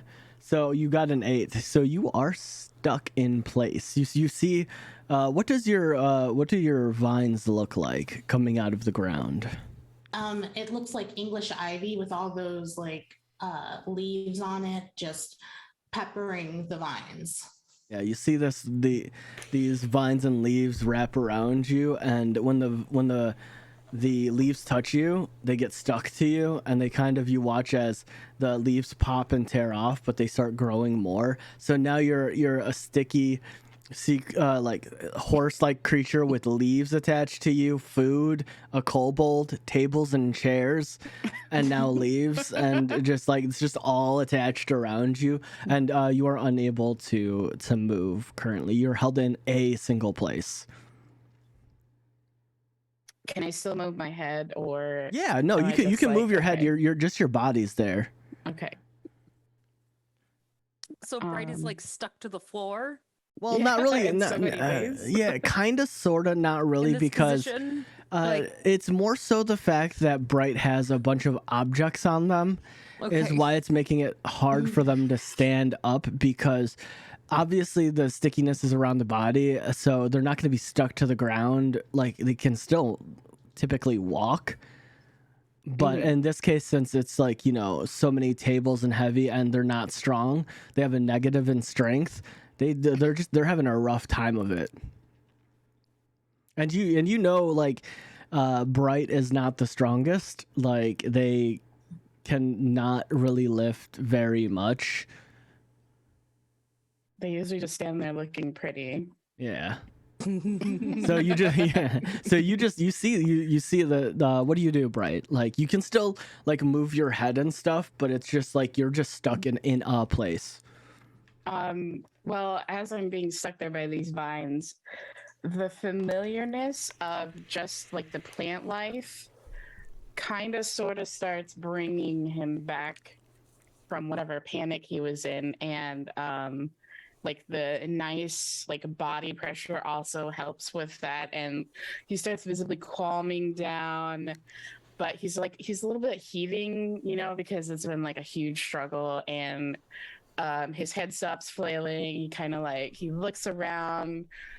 Maybe he's trying to see if anyone if anyone noticed or recognized him, but eventually when he calms down, he just kind of lets his big old horse head flop onto the floor and just lays there. Make a perception check for me, Bright. Okay. 16. You don't see anyone around that that notices you on the ground floor, because you evacuated the whole building from the lunch rush that was about to happen. You see looks like a farmer walking in, and he immediately makes eye contact with you, and you just see him say nope and does a huge shift and turns and just walks out. He just gave a fuck no to that. Nope on a rope. You know, and then you do notice that you see two figures up in the higher guild hall. It's the same. It's the same man with the tattoo on his chin. You see him visibly grabbing the end of the banister, but you see holding on to holding on to this guy is a giant 8-foot tall Goliath with a dumb smile. Just you can't. The funny thing is, you see them, but you can't hear them laughing. Like, you can't hear the words, but you see this dumbest smile on his face, and he's holding, you can visibly see him holding him back and just letting you guys deal with the problem. He's keeping him from dealing with it, because you can just see the joy on his face, just laughing his ass off. Is his name Ragnar? You don't know who he is. You don't know who he is. I know exactly who it is. Yeah, that's called metagaming, friend. Your character has no clue. Well, I know, but I. Goliath, I'm just saying. Y'all don't know who he is. Y'all haven't met him.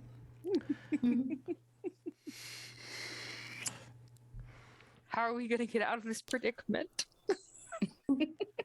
I don't know. Chat cause chaos. This is chaos. I love it. You don't have to do any damage in order to cause chaos. This is true. This is true.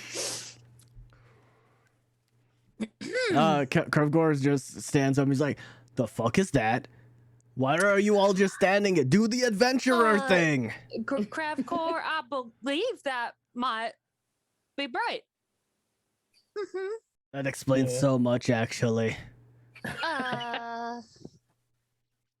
Does anybody know how to change shapeshift back? I think I know. You watch as he goes back, and you watch him come back from the back, and you watch as he has a 10-foot pole, and he walks at the most outreach of Bright and just starts poking, and the pole gets stuck, and he just pokes. He's like, change back. And he's literally just like poking you. Change back. Can I bite the pole? Yeah, I'll give it to you. You bite it. I don't think that's working. No, I'm gonna walk up to Bright, place my hand on the forehead. It's stuck there. Just, I know it's stuck there. And then, what do I want to use? And then I'm just gonna start speaking calmly and softly. Now relax. No need to worry here. Calm and center oneself. Make an insight check for me. Not you. I mean, you can roll insight. No. Well, that's fine. That's 60. Yeah, but Bright, make an insight check. I'll actually use it. Okay, both. You both got 16. Okay, matchies. All right, so,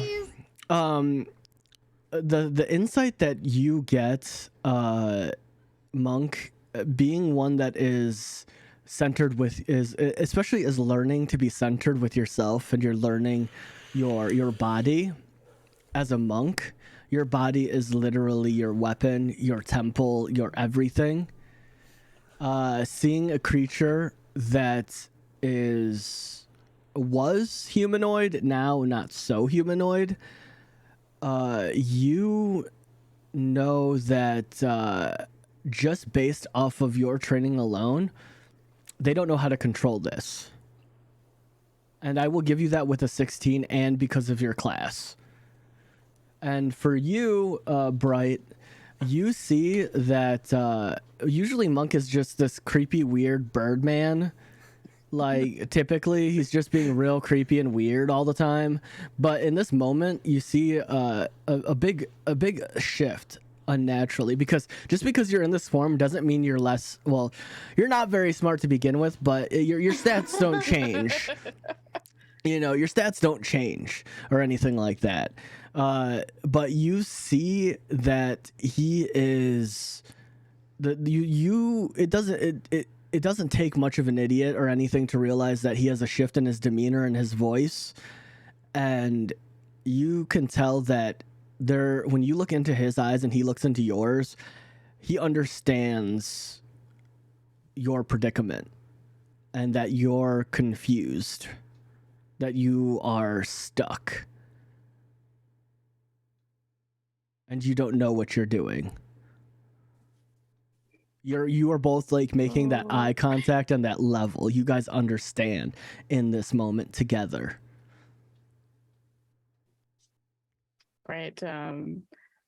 Even though he had physically calmed, there was still some kind of like internal panic because Bright doesn't like showing people this side of himself for a very good reason. And so when someone just willingly puts their hand on his forehead and has that kind of understanding, someone to willingly get, I guess, on that level with him and put themselves in that danger. Because, I mean, being stuck to a creature like Bright, that is scary as hell for most people. So when Monk does that, Bright just kind of has a moment with Monk and kind of internally starts to trust them more and sorry, continue. Calm down. Mm-hmm.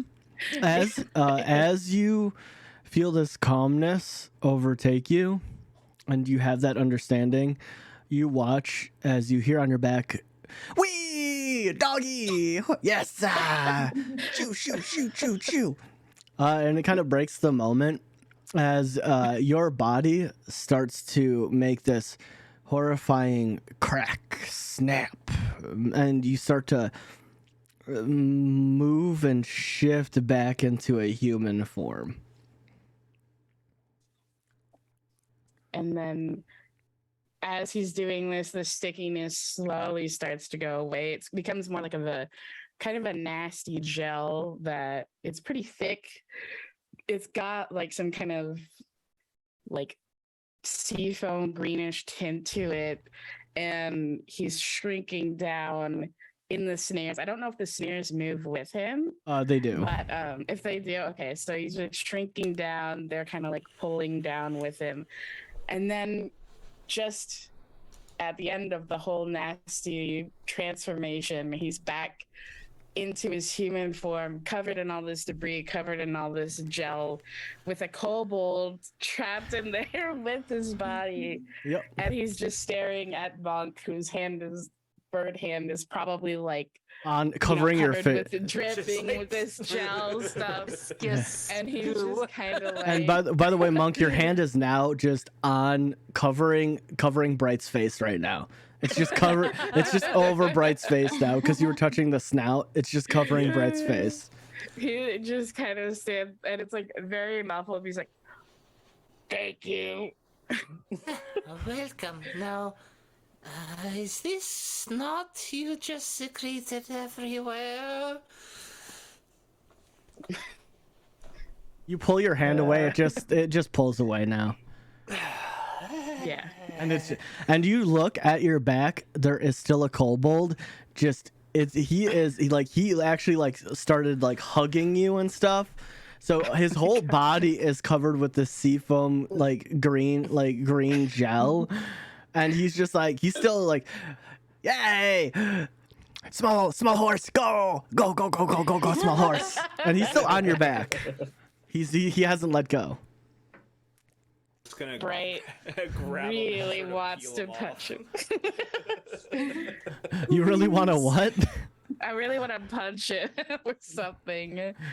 Go for it. Britannia's gonna walk up there and just, remove the snares from around the kobolds and start removing them from. Bond, do you drop the as spell well. once you see they after they shrink? Does the spell drop if I? Well, you can choose to drop the spell. It's your magic. Oh, okay. Then yeah, I choose to drop it as soon as Bright's back in humanoid form. Okay, in that case, I'm just gonna walk right up and like grab the kobold. And you see him like Grabs him. writhing and just going, "No, I want to ride horse. No, I want to ride large dog."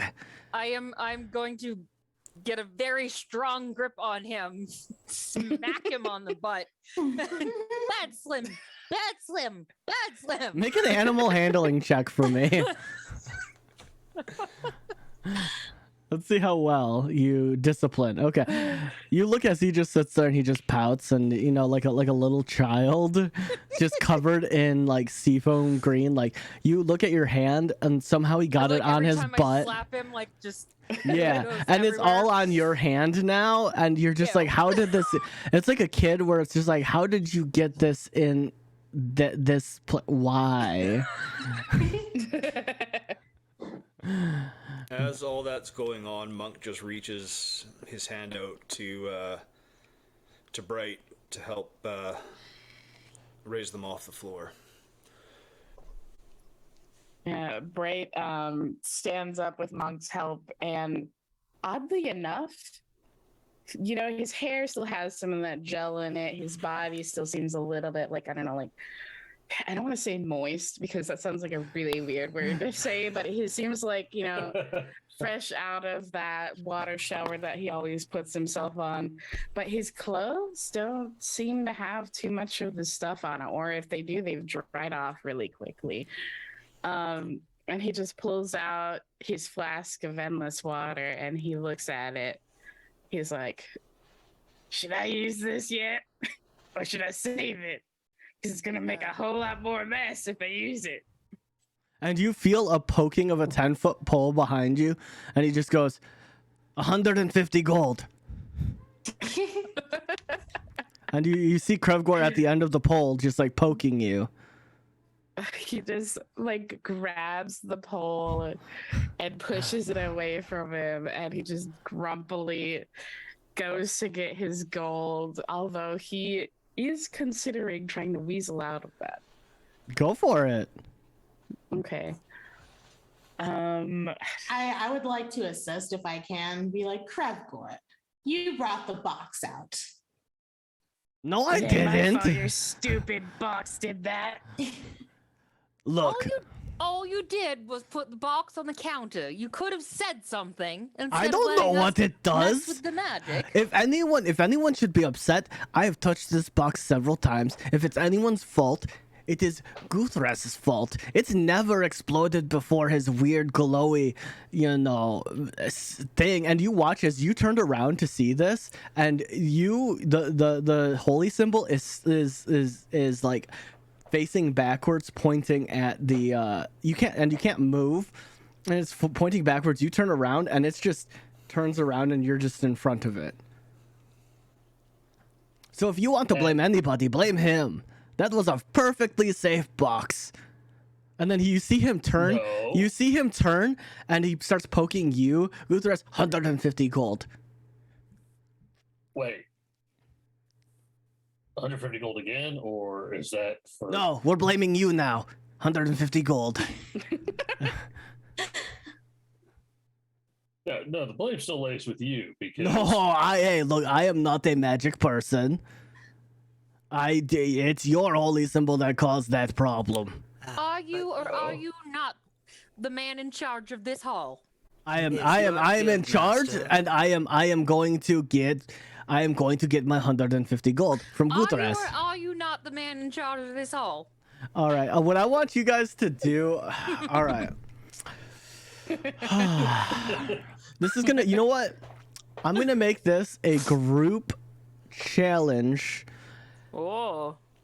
However, with a group challenge, you all are going to have to roll persuasion checks at disadvantage. Okay.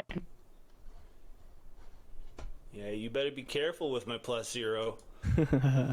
Okay, I can't roll again because I literally can't get worse than that. Oh, the dice today. Okay, 14, 16. Okay, so... All right, so he looks at you and he's just like...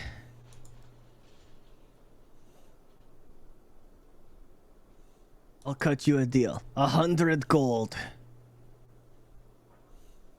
And he pokes you. I will take 50 from you. I'll And cut you're you weird. a deal. No deals. I'll cut you a deal. 50 gold, and we won't let loose the kobold. I can just kill it. Can you? Yes. Easily. Remember how big their heads blowed up when hit? All right, he sits there and he Yes, looks they at you, can, Guthras. He pokes you and he's like, 50 gold. And then he pokes Bright, 50 gold. There's your deal. All right. Pay the 50. I tried. But And where did you get that box? Because evidently you have been holding something of great power. Look, some stupid wizard brought it in, and he said in order for people to take his quest, they have to figure out how to open the stupid box. What's in the box? Was it If I knew what was inside the box, it wouldn't have exploded now, would it have? I've never opened the think- box.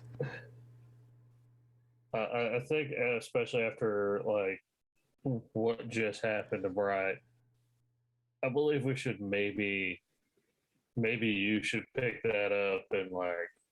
Actually, no, you got that bite too. We're kind of at an impasse here. All right, I'm gonna have him make a freaking Arcana check. Jesus Christ! You know what would be even funnier? I'm gonna have Slim Shady do an Arcana check.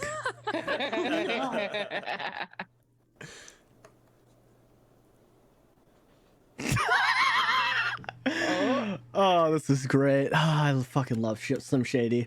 He has a whole stat block now. All right, you watch as the little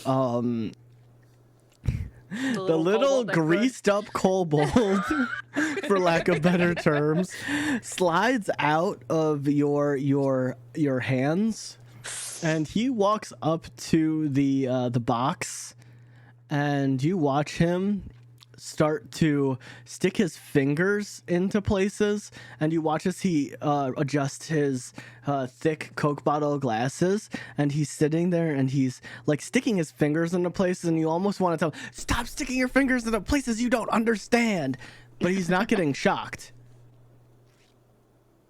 No damage is coming to him, and his This 6 point, I'd HP. probably be okay if he did. But you watch as he sticks and he clips his hands in, and you watch as the box, like a Rubik's cube, goes.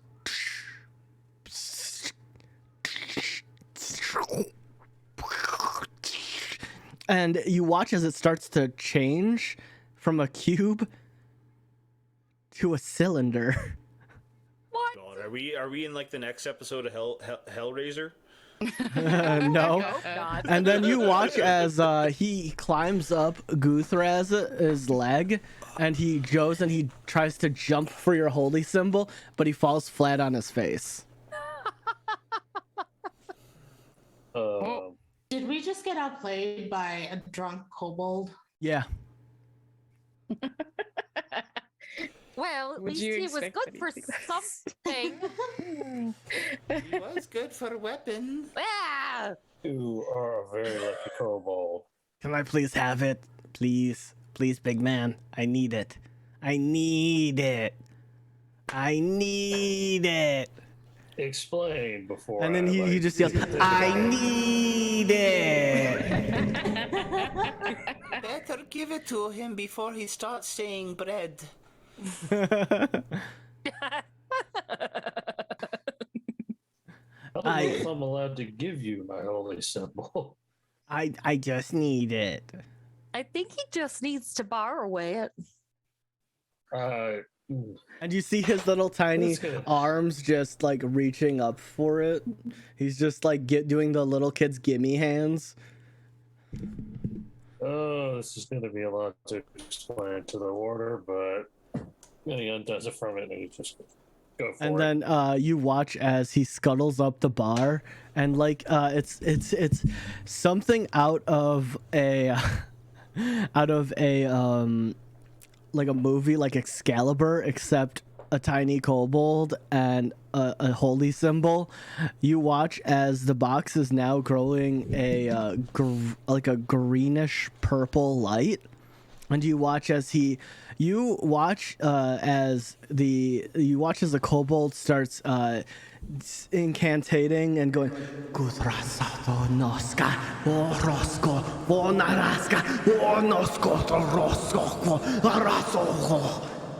and it reverberates, and you're like, what the fuck is with this kobold? And you watch as he slams like the holy symbol into the top of the cube, Ooh. and you watch as it slides in like a key, and then you watch as the kobold sits down and he turns it like he's opening a lock, and he's like, big blue man, help me, as he's struggling to try to turn it because he's so Alright. weak. I'm going to try to. Oh yeah, you just grab it and you just turn it with ease. It doesn't even take a strength. You just literally like turning a key into a door. He's just so incredibly weak he can't turn it. And then you look, and as it opens, you see him scuttle back, and like a lotus flower, you watch as it goes. I need you all to make a history check for me. This is going to be a pretty low DC, but if you guys get a higher, you guys will be able to get some extra information. Low enough that a 2 makes it? Nope. I got a 16. I got a 16. 4. Okay. All I right. got an 11. 11. Okay. So, Bon, you just live in the moment. Like you live your life one hop at a time. Shiny Right? things. Right? You are still having post-traumatic syndrome, like from what just happened to you. You're thinking in your mind, like, is everyone judging me? Does everybody but Monk hate me now? Like, are they gonna know? Does anyone know? yeah. Monk, you look at it, and at an 11, you remember that you've seen an orb before. This is base information that everybody knows. You remember seeing a different orb of the same thing, except it was like a blackish purple energy. This would have probably been like, I would say probably like a year ago. Someone's phone is ringing. Not even in it for. Oh, there it is. So you notice this. All of you that rolled above an 11, and then Guthar, you were holding it, and you kind of back up because you're thinking like, oh shit, my holy order's gonna, they're gonna be so mad at me. I handed over my holy symbol, but you and Britannia noticed you remember seeing an orb like this, except this one's not making sounds. However, he's not even looking at the camera. But you, Britannia, you in specific, you remember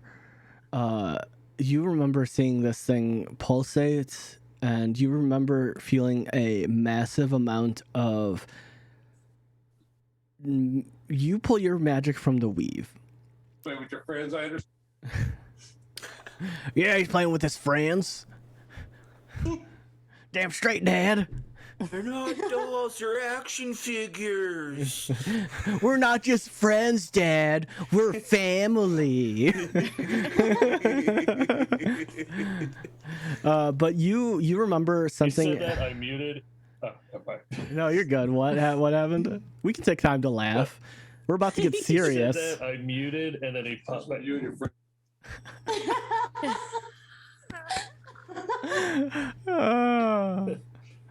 Oh my god. So you remember feeling this this dense magic from that black sphere that went into the ground. It didn't do any damage to any of you, but you just remember feeling this wave of heavy magic that was unexplainable. And just like a squirrel, you just put that knowledge away and forgot about it until this moment. Because you feel that same energy, immense energy from this being connected to the weave of magic. Y'all, do you remember the spear from the skeletons? I know y'all were like distracted by the cobalt brains, but the sphere. Monk members, yes. Do you feel it? Monk did not touch the sphere. Yeah, I think I'm the one holding it, so yeah, I would.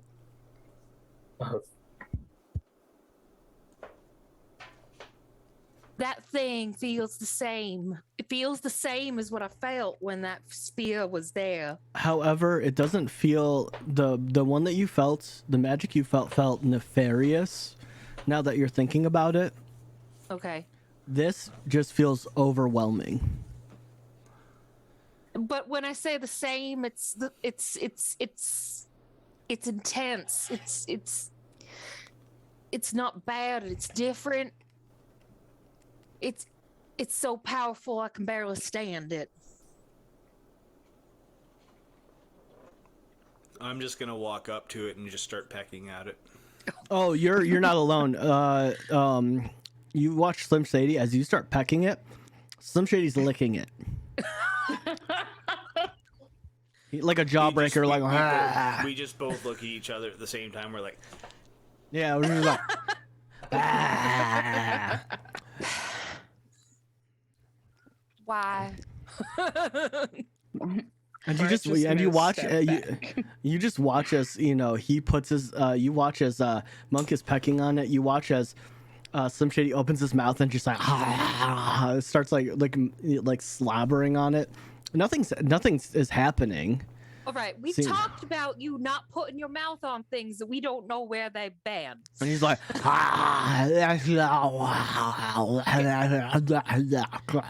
Quit. But Tanya's gonna walk make an up athletics check for me, And... Who? Guthraz, because he said quit it. Yeah, I thought you should be good at this. Okay, yeah. At 15. You palm the kobold by the back of like the shoulders and his torso, and you watch as you lift him. He's like lifting the orb with him. The hell are you doing to the orb? He has it in his mouth, like he's trying to eat it. I'm gonna walk I'm just gonna forward flick and him try on to the forehead. take it, Try to take knock it him from off him. of it. But Nope, it doesn't work. Oh, wait. I'm gonna look at him and be like, are you stuck? Or are you just like gnawing on this? Look out, there's a killer tentacle!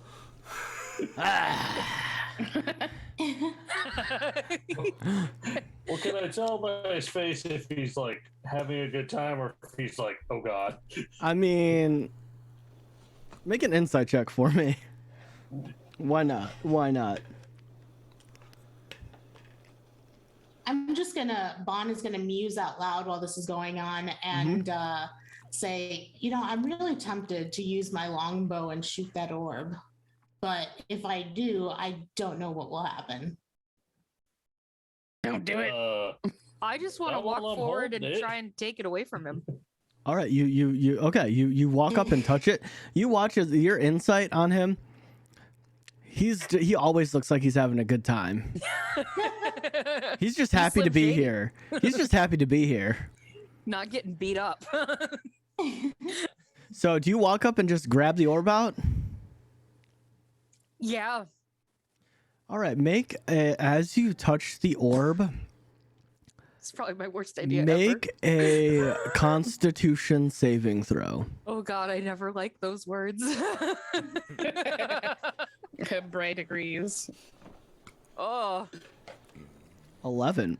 11. All right. Mm-hmm. So, as you touch the sphere, you watch as your hand reaches out to it, and it starts to. It feels when you grab it out, like you grabbing it's not the problem. At this point, you have it in your hand, and it feels like a heartbeat. And your mind all of a sudden goes down to your feet, passed out to the city. You feel the heartbeats of thousands of people all at once, going boom, boom, boom, boom, boom, boom, boom, boom, boom, boom, boom, boom. You hear whispers of children laughing and playing. You hear everything. You hear what seems impossible. You hear their hopes, their dreams, their loves, their hates. All overwhelming you, barraging your mind over and over and over and over and over and over, all at once in a moment. However, what you guys see,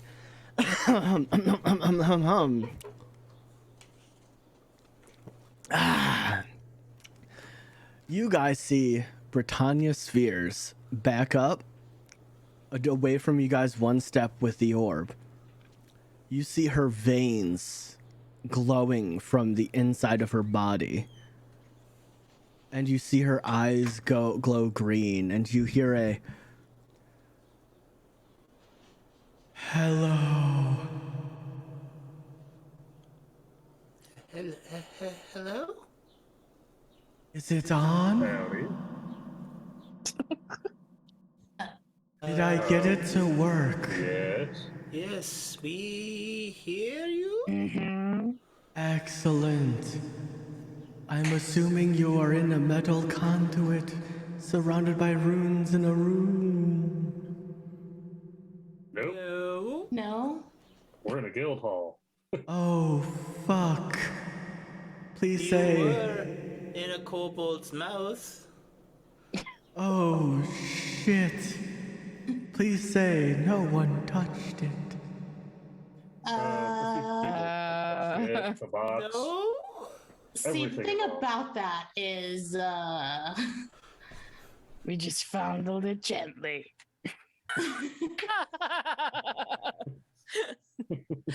Y'all. I need you to come to the observatory.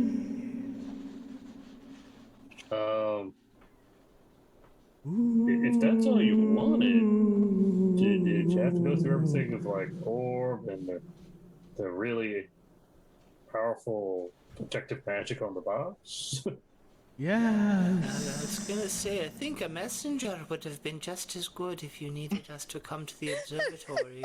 Only the strongest and smartest heroes can do this quest. The kobold is the You may smartest. have the wrong people then. Monk no very smart. You have been chosen. I do not accept this. This is You a very scary thing. accepted by opening the box. Did you read the terms of service? Once open the box, you have accepted the quest. Therefore, you Nobody must. reads the I can't read. service. You have chosen to go down this path now, so I will see you in the observatory. And as that happens, welcome to my chaos, y'all. All that complicated doodads just for a message. Done that. You see the orb still glowing,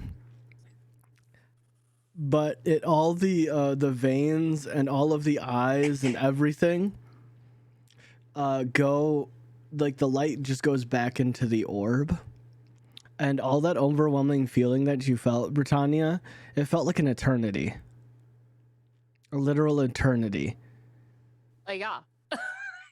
But it was only probably like maybe a minute, and the orb is just in your hands, and it's vibrating, and it actually shoots. What? Give me an athletics check.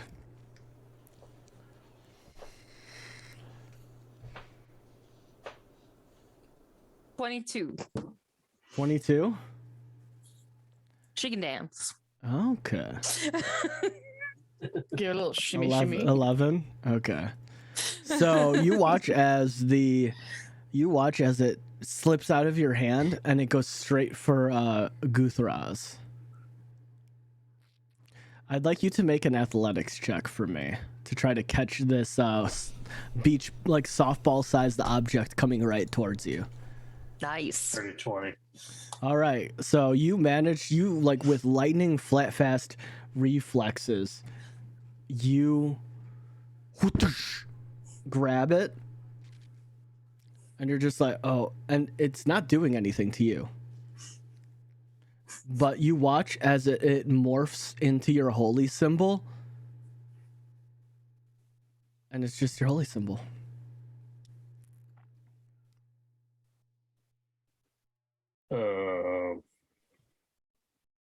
Wait, is the chain still on, or did I lose Yeah, the chain? the chain's on it still.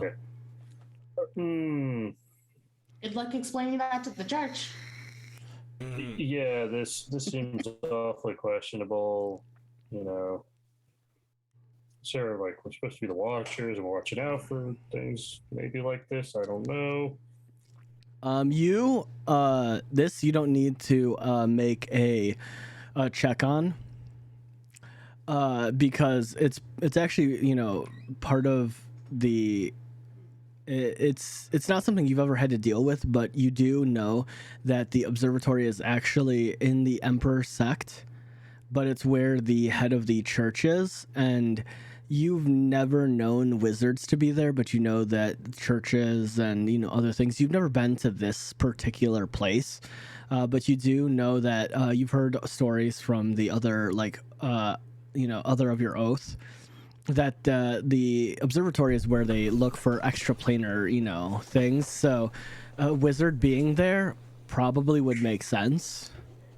But why would he go through this razzmatazz? You have no clue.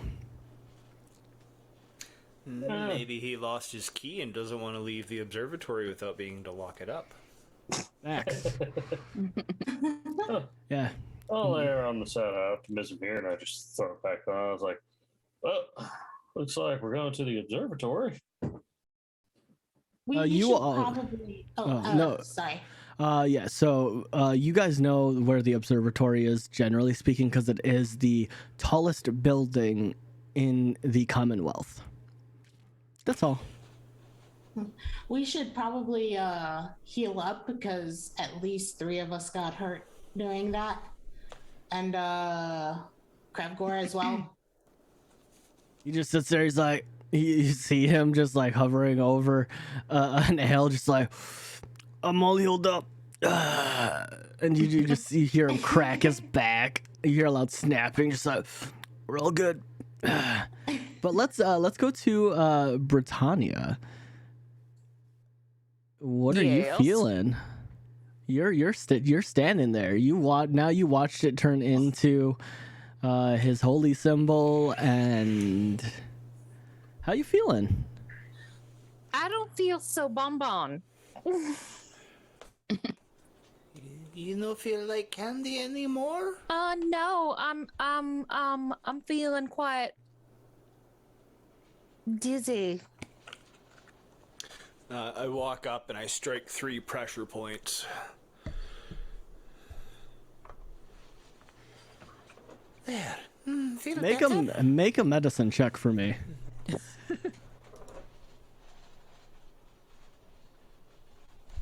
Nice. All right. Why are my rolls not coming up? Hold on. Okay, 19. All right. Continue. That's good enough. Ooh. Feel better? Oh.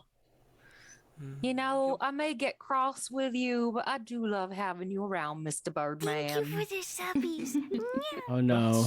Here comes Turk. The Grouch Couch, welcome to the rat. Hold on. So, do Yeah, you here think we you can go. tell heaven from hell? Blue skies from pain? 1 Can you minute. tell a green field from a cold That's a lot of steel rail? TTS. A smile from a veil? Do you think you can tell? Did they get you to trade your heroes for ghosts? Hot ashes? Oh, hot ashes for trees, hot air for cool breeze, cold comfort for change. Did you exchange a walk-on part in the war for the lead role in a cage? How I wish you were here. We're just 2 lost souls swimming in a fishbowl year after year. What is it? It's a song. Yeah, I don't know what song. So I wish you were here. Swimming in a fishbowl year after year. Oh my god. That T1 for 22 months. Thank you so much, buddy. But how are you feeling though, Britannia? Are you continue after feeling the weight of the whole Commonwealth, you felt potentially a million people's wants, dreams, hopes, fears all at once. So totally overwhelmed and humbled.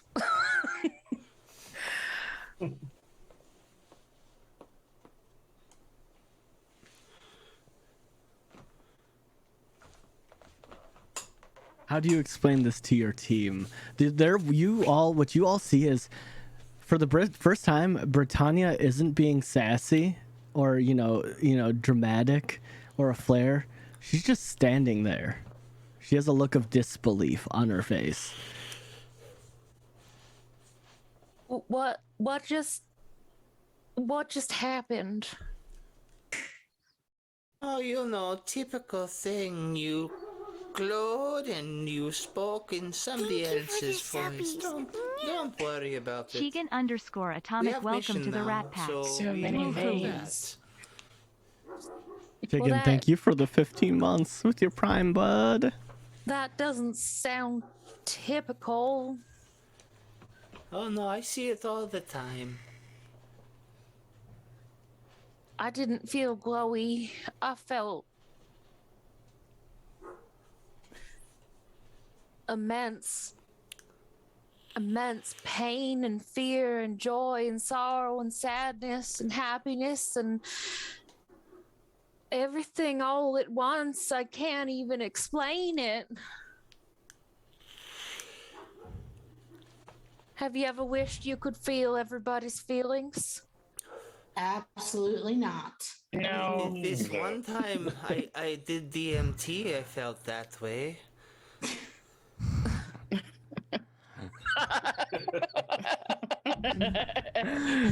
The thing is, he's not lying, and I've experienced the same thing. I know. I mean, sorry. No, you're good. Continue. I wished once as a little girl that I could understand everybody else's emotions so I could reach them better. I no longer need to imagine what that felt like. I don't think I want to know ever again. I felt the pulse beating of the entire realm. And it hurt. We need to help people.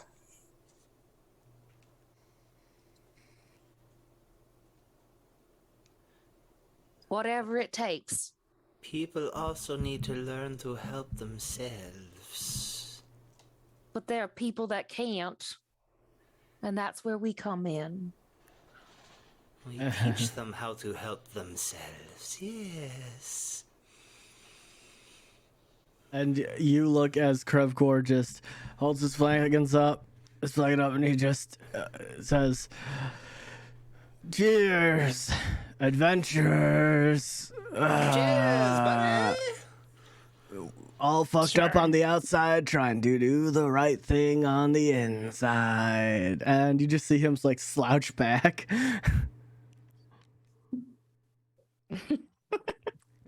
God, what is symbol on flagon?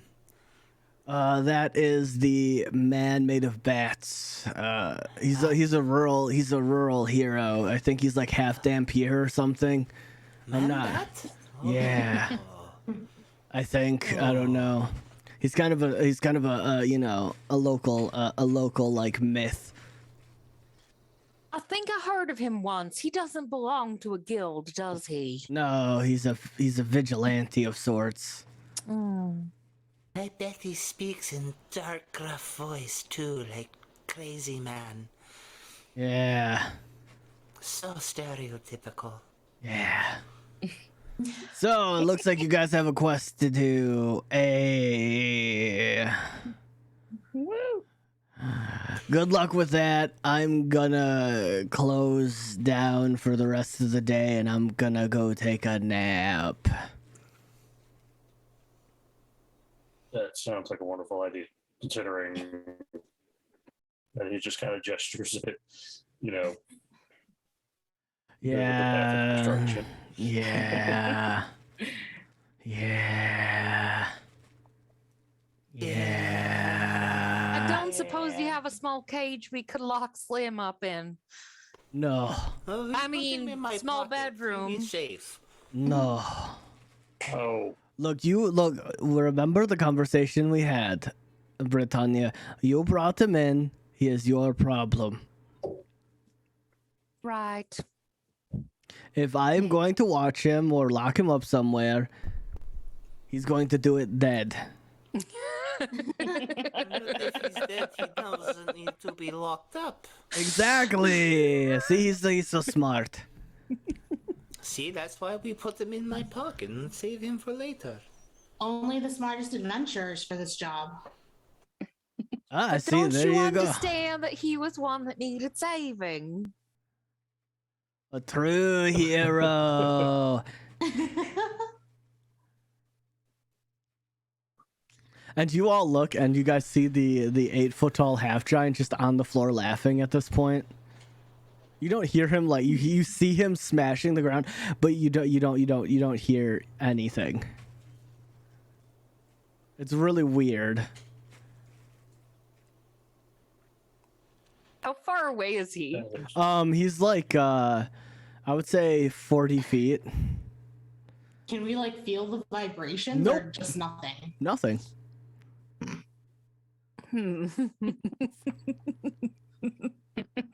Brett's just gonna give him a nasty look. He's still laughing. He's Thank God. You can give him the stankiest eye. He's still laughing. But he's like, and then Crave Course is like, all right, you all can rest. You are home. But after that, you should probably go and,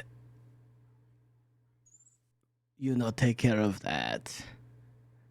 And also, can you stop by the Carpenters Guild and let them know that I need more tables and chairs and to send their boys over? Oh, okay, Kevgor. No tables, carpenters. All right. And you guys all sit down and contemplate for exactly 60 minutes, no less and no more. You all can take a short rest. And you're very methodical about it. You guys have like, a sundial, and you're just like 1 hour, 1 hour, sundial, 1 hour. All jokes aside, but yeah, you guys can take a long rest. You can use your hit dice to heal up if you get spells that come back on a enough. short rest. Yeah. Close enough.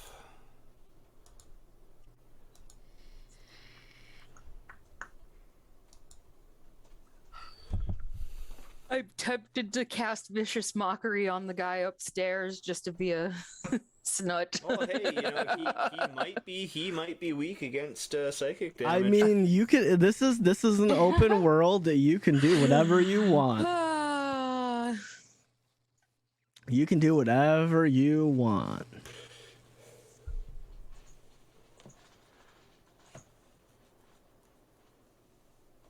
Look, I'm here to only advocate chaos.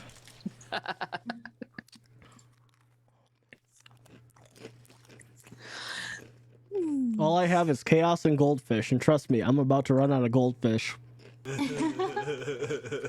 Fishes. But all right. Let me when you guys are all healed up. Should I use all of my die or just save? Well, the hit dice, half of them come back on a long rest, so it really depends up to you. I mean, they're a renewable resource, so I mean, it's not like if you use them, they go away forever. Mm-hmm. So I mean, use how many you feel are necessary. Okay, cool.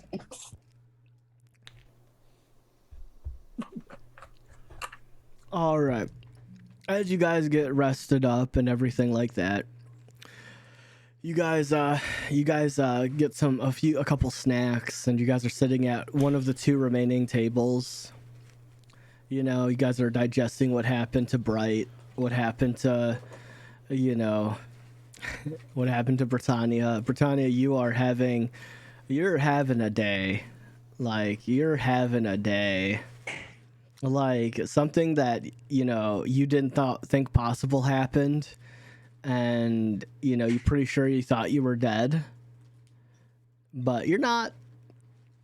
You checked yourself over. Every one of your bits and bobs is in the right place. Like everything is normal. All the bits and all the bobs. Exactly. You know, you made sure everything was there. You know, you even checked your. You even checked your to make sure your magic was working. You know, you cast a couple cantrips. You know, and they're working fine. You know, so everything is fine. It's just your mind is literally in has that thought in the back of your head now. So you all get up and you guys exit for the day. It's probably around like 4 or 5 p.m. You know, you guys were in there for a couple hours. You know, you guys woke up late. You come out to the city. You hear hustling and bustling. You see a couple of the staff members standing outside. You see in the yard of the area. You see other, other adventurers doing, exercises and, keeping themselves ready. You know, you can see that some of them are, sitting around the well that's on the premises. They're drinking water, and you can see a couple of like the fiery types just pouring water on themselves. You know, you can tell that they just came back from an adventure, a quest. You know, some of them others you're not wholly familiar with. Some of them are higher rank than you all, but nobody seems to pay you mind. And when you walk out of the giant double gates into the city streets, you hear the hustling and bustling of carts on carriage. You hear the whipping of the horses and the yeah, and then you hear the walking and the a little bit of paranoia starts to set into your mind, Britannia, because you're just like you're bracing yourself internally, but nothing ever comes. That feeling of overwhelming and thoughts that does not come, but you're just holding yourself, just like ah. Here it comes. Yeah. But you all make your way through the city. I would like you guys to make a survival check to get to the Carpenters Guild.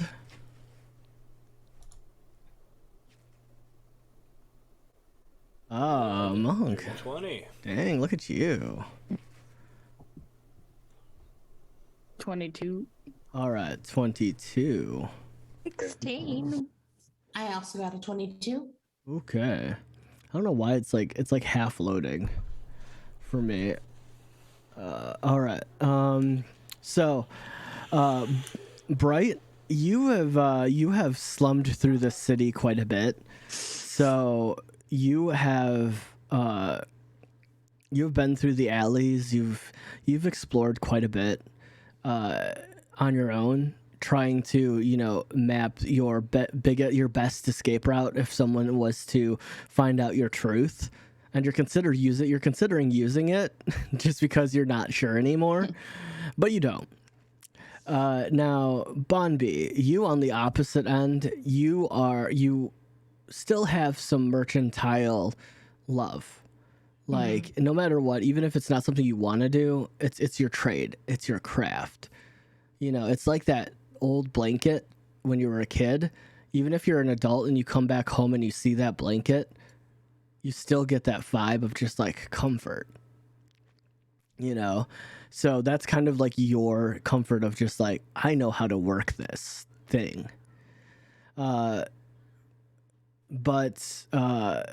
Gulzar, you're too focused on being, punished by the priests when you get to the the temple and the observatories. You're kind of not really focused. You're just following. And I'm just gonna kind of put my head down, just waiting. Yeah, you're just waiting for discipline, but you're not going to a place that's gonna discipline you. But still, you're just waiting for that.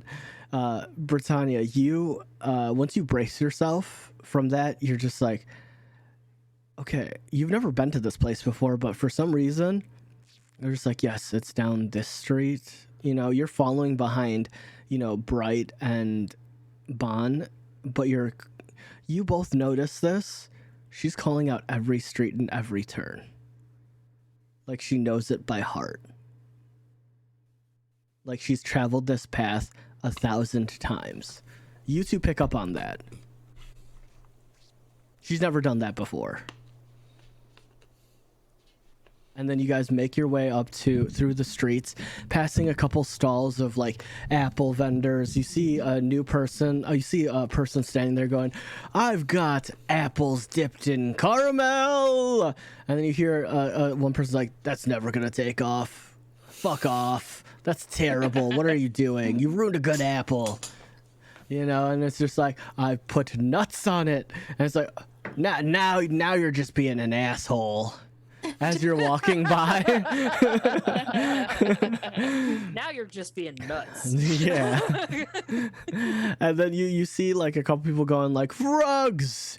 We've got the finest rugs in all the land." And you look and you're watching all of this trade.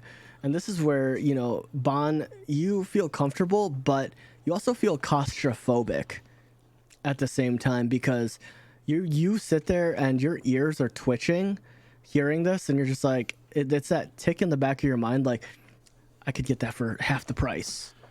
I could sell that for 3 times that price. And you're just doing that shift of your eyes when you're looking at like mercantile goods, like, that's a fake magic item.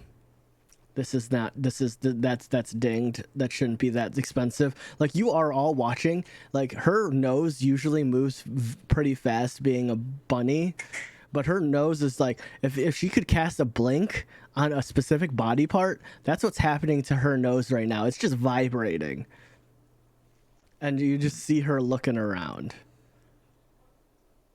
like this, and it's not even like intentional either. Bon, you kind of do you catch yourself doing this? Yeah. Do you try to stop yourself? No. Okay. Because then my senses would dull, I think. And it's always nice to have something to fall back on. Yeah. So you're looking, and you're familiar, and you know, Bright, you specifically pick up on this because you're matching her pace navigating through the city. So you guys curve down a couple, you know, alleyways. Like, Bright points out, like, "Hey, let's go down this way. This is faster." And then, you know, you guys cut, and then you guys come up to this large industrial building that looks like a factory. It has 7 stained glass windows in the front and an iron gate surrounding it. You can see that there are giant, like, brick-made chimneys that are pumping out smoke. And you walk in, you walk up to the gate, and a guard stops and says, "Halt! Who are you?" We've been summoned. By who? An orb. A very loud magical orb. What? We have We're no out orbs to here. See the wizard. What? They're only carpenters here. What wizard? Oh right, I'm Guys, here to see the we're here for- character. This is Yeah. on brand. This is on brand. That's Very smart, are we? Factory, observatory. I mean, it ends in Y. We don't know difference. Oh right. We're not there yet. Huh? Are you okay? Like, are you? He said something about something. He wanted. We need tables and chairs Chairs. Oh no, no. for the guild hall. What guild hall? No. Silver Feather Guild Hall. Well, show your badges. We show them. Hold on my badge. Yeah, yours are actually on your tusks. Oh yeah. I just that's for You know, and then Shake your tusks. yeah, so yours can be anywhere. They can be on your weapon. They can be on your body. They could literally be like a cop badge if you really wanted it to be. You know, it's really what you feel. So what we're gonna do quick is, Monk, what does yours look like? Because they can change. They change to the specific person. Mine would be 1 silvery feather on my head. Okay. And then Bon, what would be yours? We know what Guthras's are.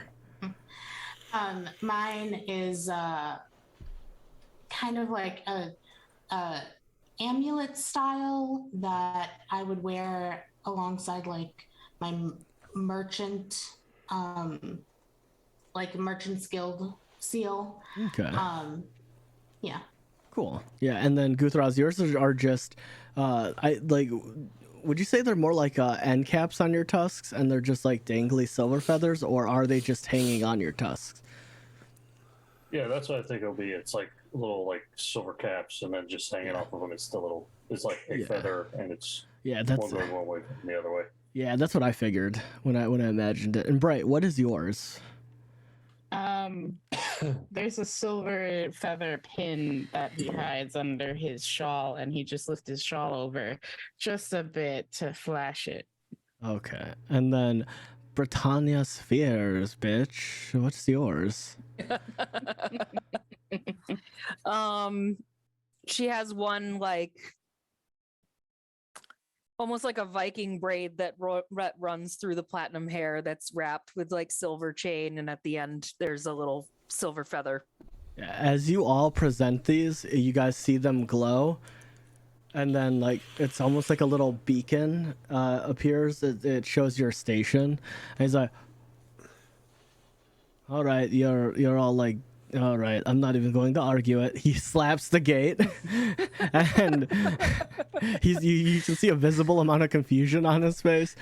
He enters in. The gates open. You all enter. You guys walk up to the factory, and upon entering, you hear clanging of metal, and you see 7 fire giants on kilns and forges. And you see them just building like sides of ships and like different like metal objects, and you feel an immense heat, and you take a right turn, and you guys are guided by a scribe. He's just like, "Oh, you're here to see the you don't want to go there. That's just for our metalwork department." And you see a little halfling. Just he's like kind of skipping with a little clipboard, and he's just like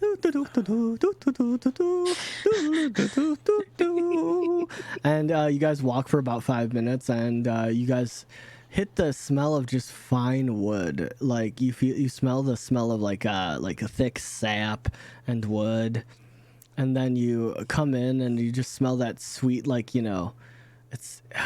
it just smells real nice. And you just see a gnome just like sitting behind a desk with like a bunch of people with like tools, like cutting out like tables and chairs and other.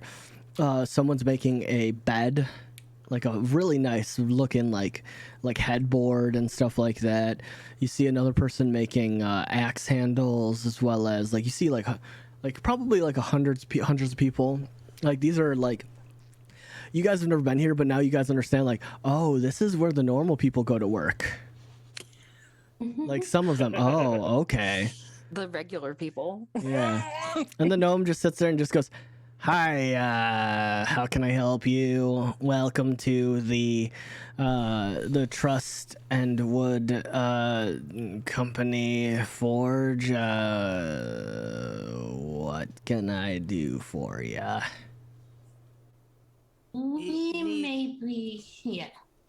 Huh? We may. We need tables. Yeah, we maybe broke some tables and chairs. Oh. All right. What's your name? Who are we delivering it to?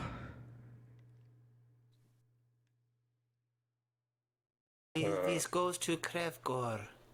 Okay. To our guild. The Silver Feathers Guild. Okay, Silver Feather Guild. How many tables and chairs do you need? 10 chairs. 10. 3 tables. 3 tables. What are the dimensions of the tables? 48 inches. 20 inch. 120 inches. 120 inches. How tall do you need these tables and chairs? Standard table chair height. Oh, standard table and chair height. How fast do you need it? Is there a difference in price? Is there? Oh, depends on if you need it today or if you need it in a month, a year, or a week, or tomorrow, or 3 days. How much for yesterday? Yesterday. That will be 50,000 gold pieces.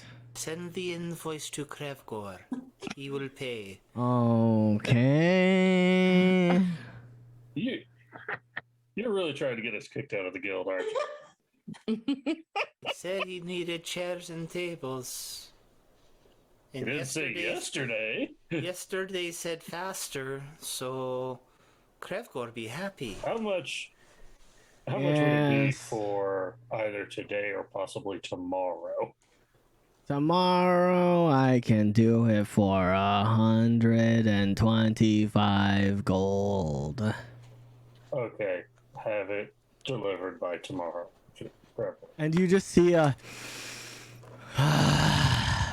as he crumples up the piece of paper, throws it away, and says, "Who is the invoice going to?" All you had to do was scratch it out. That's Still not going how to- it works. The invoice still goes to Krevgor. Yeah, you guys repeat it over again. I'm not gonna have you guys go through it again. 48 inches by 120 48 inches. inches by 120 inches. Standard heights on tables and Standard. chairs. All right, Invoice when goes to Krevgor. do you need this by? Tomorrow. Yesterday. Okay. Yesterday. And then you see him just as you watch. He wrote No. tomorrow Esther Day. Yesterday? What day of week is that? I have not heard of this one. Have we been having a day stolen from us? No. So it takes you guys about an hour and a half to finally get it done correctly. But you guys make your way out, and all I need is so Guthzar, I need you to make a survival check with advantage because you are making your way to a place you know.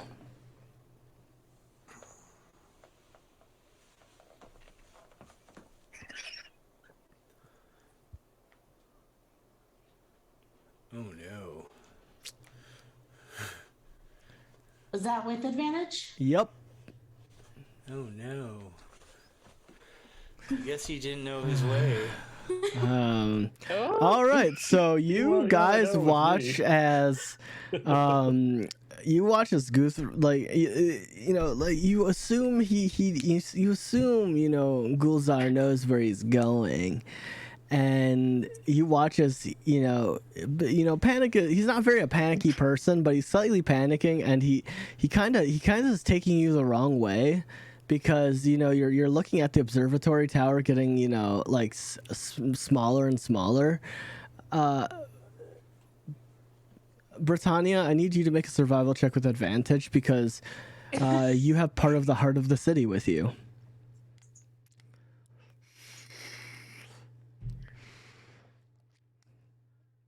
All right, there we go. You literally you grab him by the hand and you're just like, no, this way. And you're pointing towards the tower. 20. Yeah, you look and you're just like, no, darling, this way. And you're pointing towards the tower, and then and then you guys. What was that? I'm sorry for We're getting everybody confused.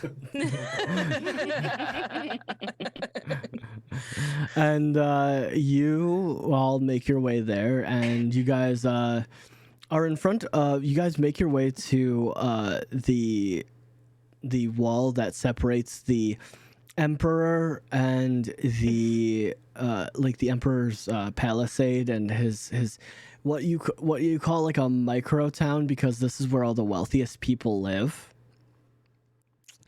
None of you. The Cloud District often. Does this like Bossing Say from Avatar: The Last Airbender, where kind of. everything is like in circles within a circle? Not really. It's more like think of a pie, in a sense. Okay. So it's not like straight triangles, but you know the Darkvale district, which is the eastern ward, is where the part touches with the Darkvale, and that's where all their shipments come in and out through the city. And you know through the that would be the eastern, and the western ward is where all of the dryads and all of the tree people go, and that's where their bulk of their industry is. And through the northern, you know through the like the sky cities and stuff like that, that's where their like entrances. You know that everything is pretty separated, and in the center is like the melting pot. This is where you see all of the people start to kind of mix together. But on the southern side, which has the biggest like cutoff piece, is where the emperor is, and where like the richest of the rich live. So our uptown girls. Yep. And you walk up to the gate, and you see two dragonborns in full plate armor. They hold sideways halberds, and they're just like, "Stop, halt. What is your purpose?" We are here to get tables and chairs. Oh, not anymore. Not anymore, Mom. We were summoned here by a magical item. An orb. Yeah, that is now somehow also my holy symbol. Show me the magical item. We were sent here by the heart of the city. They just look at you, say nothing, and then look at Gulzar. Show us the magical item. Takes off his necklace and he holds it out to him. You see him like pull out like metal tongs and just looks at it and just taps it against his halberd. Doesn't look very magical to me. Wait. I think I know how to prove this. Britannia, you wanna hold that again? Make okay, what I'm gonna do is No. yeah, no. It's just gonna be a flat out no. That's gonna be a no from me, dog. So you look at Britannia and just like hold it, and she like she just like no. Straight up just no. Is there a wizard in the observatory? Yes. I don't know. We're What? just guards. And he's still hitting it, and then he just Fair. hands it back to you. Yeah. I hope it's not chipped, but And I wish I No, could it be wasn't a charm chipped. person. You cast charm person? I don't have it right Oh. now. Oh, okay. Oh, I have charm Oh. person. no. Same. As soon as he sees like the magic starts, no. No. We were contacted by a wizard of the observatory, so I would say maybe just step in and ask someone. I don't know exactly who. Maybe a mage in the castle. I don't. Do you have a wizard with an echoey voice? Because he had an echoey voice. I don't know. He looks at him. He's like, Ed, sounds good to me. You're right, Ben. It sounds good to me. That you see them open the door, and the doors for you, and they just they let you in. Well, that was easy. They're just shrugging. They're just Need like, fake IDs? This town really going downhill.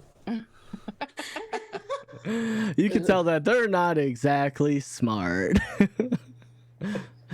They actually seem dumber than us, and that says a lot.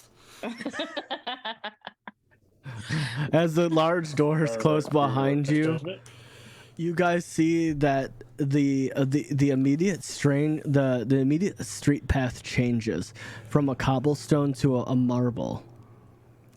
And you look and you see that it's almost Grecian in style of buildings, which is a vast, stark contrast to what is on the other side of the wall.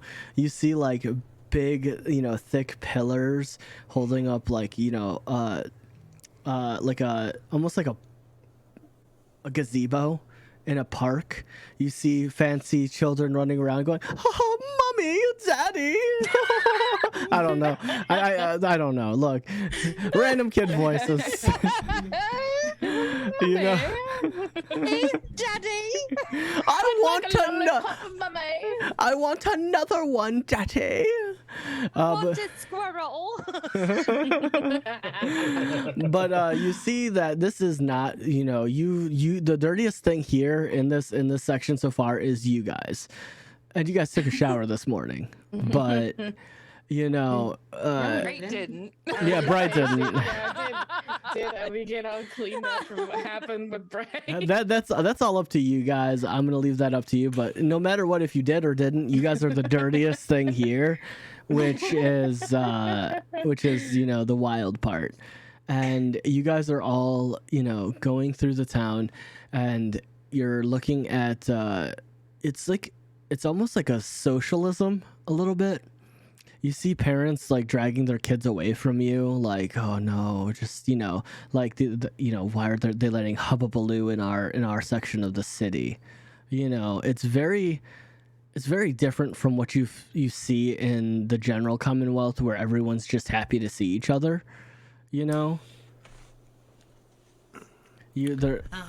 Classism at its finest.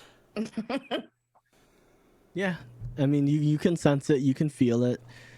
It doesn't take a massively wise or intelligent person to see that these people. Well, that's good.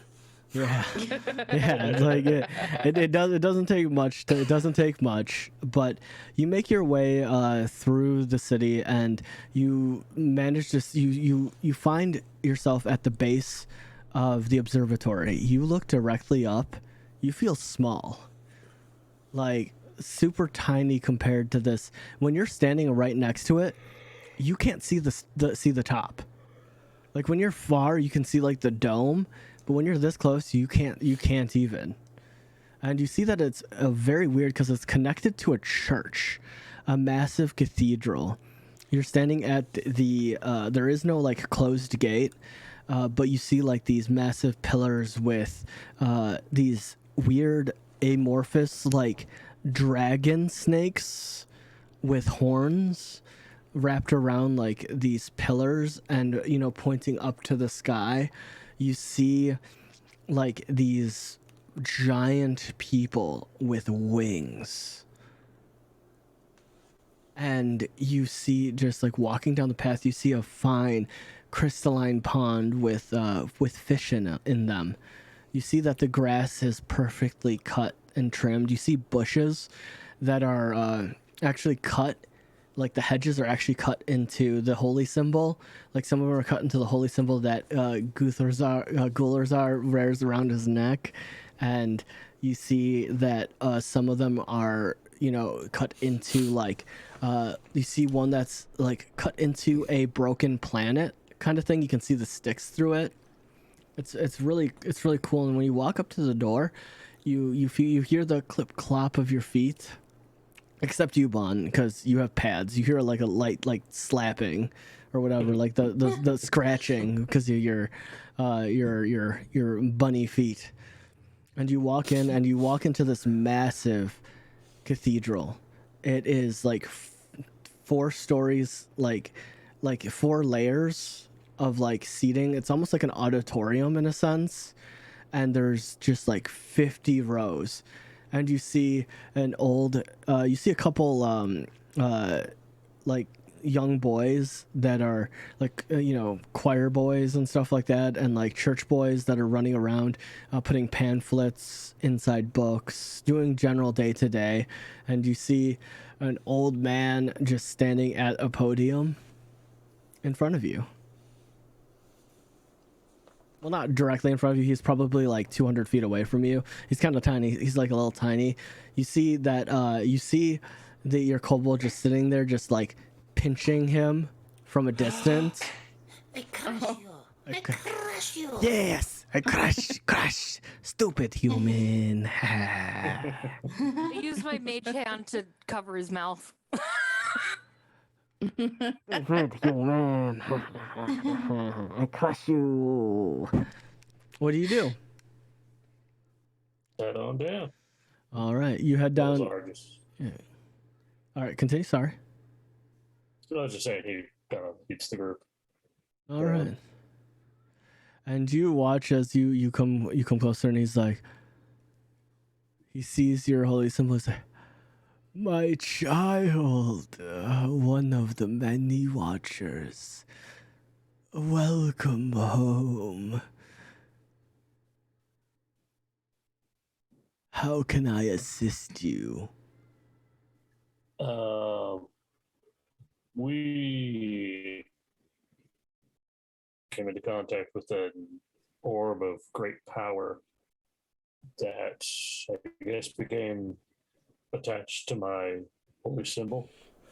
Ah, the holy symbol that you crafted with your own hands, that's irreplaceable. Hey, don't blame me. Blame the little Shame. You just see a smile come across his face, and he taps you on the back, and he pulls out a little box. Like it's a finely crafted like mahogany box, and he pulls out another identical chain to the one that you were wearing. It's called I'm messing with you. You're young. Live a little. And he puts it in your hand and closes it. Oh, there's anything wrong with the current symbol. I was just... I don't know. You said it was powerful. I don't know if you wanted a normal one. Well, I'd like to find out who exactly contacted us, because they said to come to the cathedral or to the observatory. Ah, yes. I don't know who. There are a couple wizards. Is there Up one there. with an echoey voice? Yes.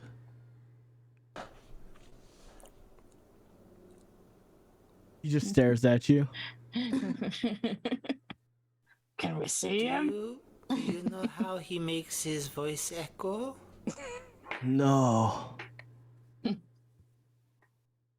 What were you saying? What? Huh? Who? Where? No, thank you. God, where Let's see are this the wizard wizards? with echoey voice. Oh, you need to see Call him. us. Ah, I see. All right, right this way. And you see as he starts to he grabs a cane and he starts to walk, and as Monk, you take a step forward. All you hear is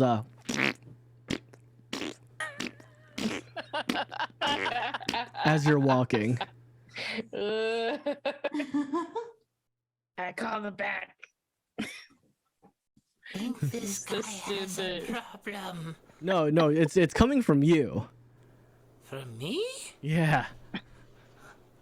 But you don't feel like your bowels farting, but you hear the sound of you farting.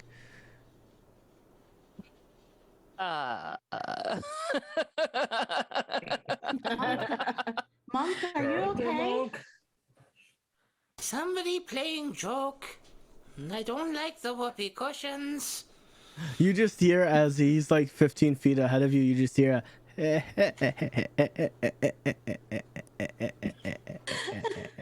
as he's like hobbling forward. I don't like this guy.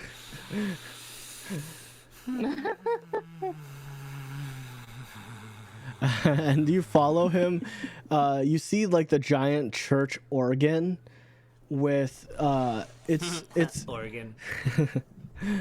you look, and in the center of the like with the tubes and the connections with like the piano, you see in the center something that you guys aren't familiar with, but it looks like a cracked planet just floating magically in the center sphere, just turning. And you just see him pass by it and go down a hallway, and you just see him wave his hands, and you see the door open, and he's just like, "Come along, children, come along." As you follow him down the hallway, you see doors and doors. You see one that's closed, but you see a couple that are open that are like classrooms. It goes from a church to almost a school, which is, which is for you, Gulzar is very normal because some people are trained in, the clerical sense. They're trained with books, knowledge, but you're more of the martially trained. So you know that there is another side to it, but you never took to it. But you see that there are people learning to cast the light cantrip, with varying degrees of success. And you start to travel up this pathway. And you see like almost like a shift in planar perspective. You go from walking, in a circle to walking like straight immediately. And then you look down the hallway and you hear a loud boom. And you just see a guy run out with goggles, and he's just covered in smoke, and he's just like,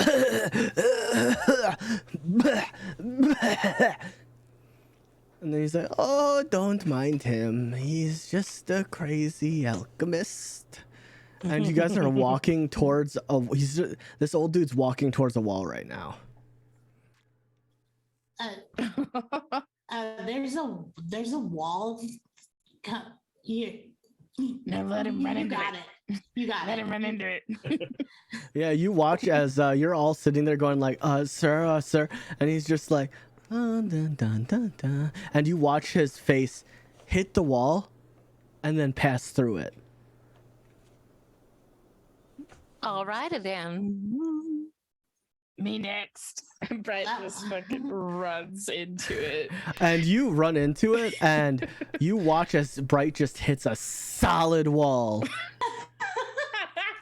Saw that one coming. And you just take 2 points of damage, and then you fall on your butt, and you see the old man lean his head out and go, "Hey, got him." And then he just scuttles back in, and then you stand up, and then you walk through. You do it again. You run right into it. This time you pass through it, and you all slowly walk through, and then you guys are met at this. It's almost a shift from marble to metal. You see a long tube going up, and you see a metal platform with handrails, and you see like almost like an arcane sigil at the bottom of this platform, and you hear the old man say, "Step onto the platform." And there's metal stairs going up, and you see that it's a glass bottom to this platform, and you look down, you see dark and just like the glow of magic. Come. Stand on it. That doesn't look safe. Will it hold all of us? Maybe. Maybe. Maybe. Can I insight check to see if he's deceiving us? Yeah. Okay. Yeah, Gold just walks up onto it. Just You don't know. It's a little unclear. he's a little worried watching the ground. He's just like, Can I investigate the platform? Yeah, go for it.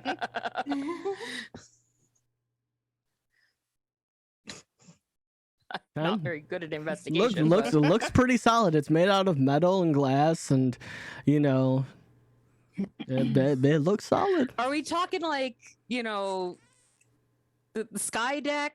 Like Yeah, it's literally it's like the metal. It's like a giant circle with metal outlining with glass on the center of it, and you see like the magic from the bottom, and you just don't see anything. You see nothing on the bottom, and it's a large platform. It's like probably like a good 30 feet.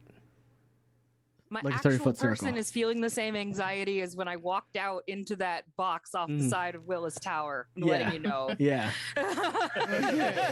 And where you're literally standing over the Chicago River. Oh, scary. Oh, scary. Yeah. All Can I right. check and see if it's gonna throw me like the box? 'Cause Yeah, it's make a an little Arcana check paranoid. for me. Oh, here we go. 3. Nope. You are still paranoid. Mm-hmm. Can't blame them. Yep. And you I just see ain't him going on poke you guys, just like, go. Shoo. Gold's just like I will somewhat calmly sitting on the proceed platform. with cautious optimism. I'll proceed, but readying an action of jump to jump across to the stairs at a moment's notice. All right. So you all stand on it, and you watch as he doesn't get on the platform with you. He is standing at the bottom, and you see him push a button, and he says, "Have a nice day." And bing, a loud ring. And since this is all your first time, I need everyone to make a Constitution saving throw. This isn't for damage. This is just for about what's to happen. This is considered my first time. Yes, for this. Okay, con save God. 15. Okay, 5, 19. Okay, 7, 7. Okay. 7. Okay, so Bright, you in your ultimate paranoia, you're already holding your insides together. Just like tensing. You're just like, and Braced to the floor. yeah, exactly. And Bon, you're the same way. You're like bracing. You're grabbing onto the edge. However, you watch as this thing goes from not moving to, and you just watch like as Gulzar and Britannia just boom, they fall to the floor. You guys don't take any damage or anything like that, but you're sitting there, you feel your body tighten, Bond, but then you just start to stand, and it's just like, oh, okay. But Bright, you're just sprawled out on the floor and just like, haha, I beat you to it. You're perfectly fine though. You're perfectly fine, but like you're just like, haha, I win this time. Stupid moving thing. Oh god, you guys got another create chaos. Oh no. Yes. No, you guys are in the middle of moving. What could I possibly do to you? Bro. This girl's just sitting there like, Just shake I him up like fucking a hate pop. elevators. Let me make this fun. This like the Charlie and the Chocolate Factory elevator. It kind of sort of feels that way.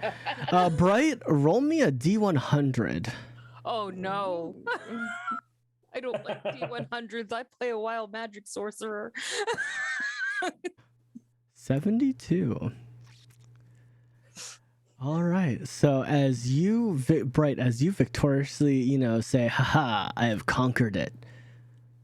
You all feel that the platform it starts to tilt, wobble, and it starts to spin like a tilt-a-whirl, like a saucer dish. And it starts to Yeah, and as soon as I feel that, I utilize that action to leap to the stairs. There are no stairs. They're gone. They're gone. Box. And now we're in a Turkish twist. Yeah. So what I need everybody to do is I need everybody to make dexterity saving throws for me. Oh God. 2. I fucking suck. I can't do a 10. saving throw to save my life today. 17. Okay. No. I got a 10 as 9. well. 10. All right. So the only person that managed to save is Bon. Bon, you watch as you see Bright smiling, just like, haha, victorious, as he's sliding towards the edge. You watch as, Gulzar just starts tumbling towards the edge. You watch as a monk is trying to jump somewhere that isn't there and is scratching with his feet, but he has like claws. So all you hear is a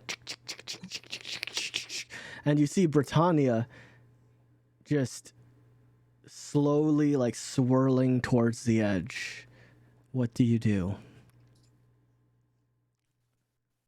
You have 10, 9, 8. I jump to whoever's closest to me and I snare them to the ground. All right, roll me a D4. 1 being Monk, 2 being Gulzar, 3 being Bright, and 4 being Britannia. Britannia, you feel the vines. Thank you for feel saving my day a little. And you feel the vines wrapping around you, but you see everybody else sliding, and one by one you see Bright with a smile of joy, like, haha, I'm victorious, just whoom, plucked out. You see Gulzar just whoom, out, and then you see Monk slowly whoom, out. It's just you two. What? By the way, From they're the not shadows, dead. I cast table flip. From the shadows, I will let you will see. As you all are standing there baffled, you reach the top, and you hear a bing, and you are at the top of the observatory. You see this large glass dome with a massive telescope, and you see one person in very fine robes, and you see that he has essentially what would be labeled as a bowl cut, and he's sitting there and he's just like, oh no, and then you hear smash, clash. He drops some stuff and he's just like, oh god, oh no, and you see him scuttling around. I'm going to drop snare and yank Britannia off of the platform onto whatever solid ground there is. Yep, there's this up here is made of stone, and you see that it's, when you step on it, it's there. Thank you. And he doesn't seem. Go? You're at the top of the observatory currently. You see the one wizard. You see a wizard there. He doesn't notice you. He seems to be doing something. You see papers skewed everywhere. You see just books piled up, and you see this wizard. He's just running around currently. Well, what you assume to be the wizard.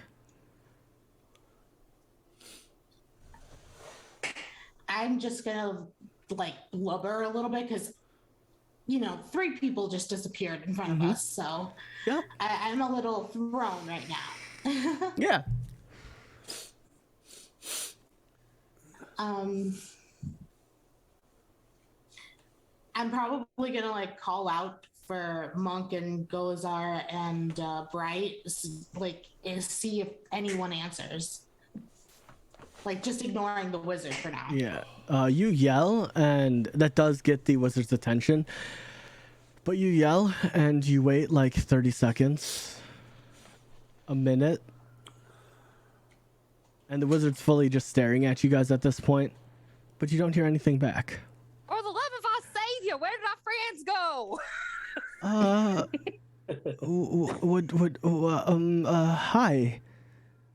Hi. Who are you? Does that matter? We just rode a magic carpet ride and our friends got sucked off. Where did they go? God damn it. Roll positive gaming. Thank you for the raid, friends. Hi. You're watching us. Welcome. You look and you just what's up? You look as he looks and he's like, did you all not wear the seat belts? What We were told there was seat belts. God. Screw the seat belts. Where are our friends? God, you just see him just get visibly pissed off. God damn it, Harvey. Not again. That's the 3rd time this month. But also out of ethereal planes, as soon as Britannia said sucked off, you just hear this ethereal voice say, phrasing!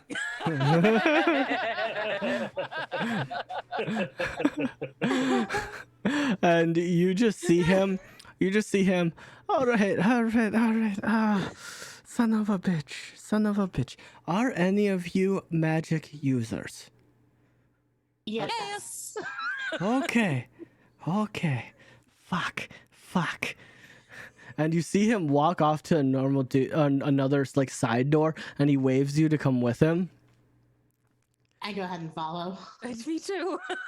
And then you watch as you see a circle. You're not familiar with this circle, but he's like, you stand on that circle. You stand on this circle. And then Who was with you? They're all blue. Just you over there, you over here. And Okay. he stands at the other end, and you feel yourself getting sucked to the ground. And we're gonna transfer over to our three friends. So as you all see yourself get sucked through this portal, you all find yourself in black. But it's not like dark black. But you see yourself on a ship. But it's not just any ship. It's a flying ship. You look down and you see the planet you inhabit cracked into many pieces. It's the same as you saw inside the church. You all three of you are standing next to each other as you are shunted out.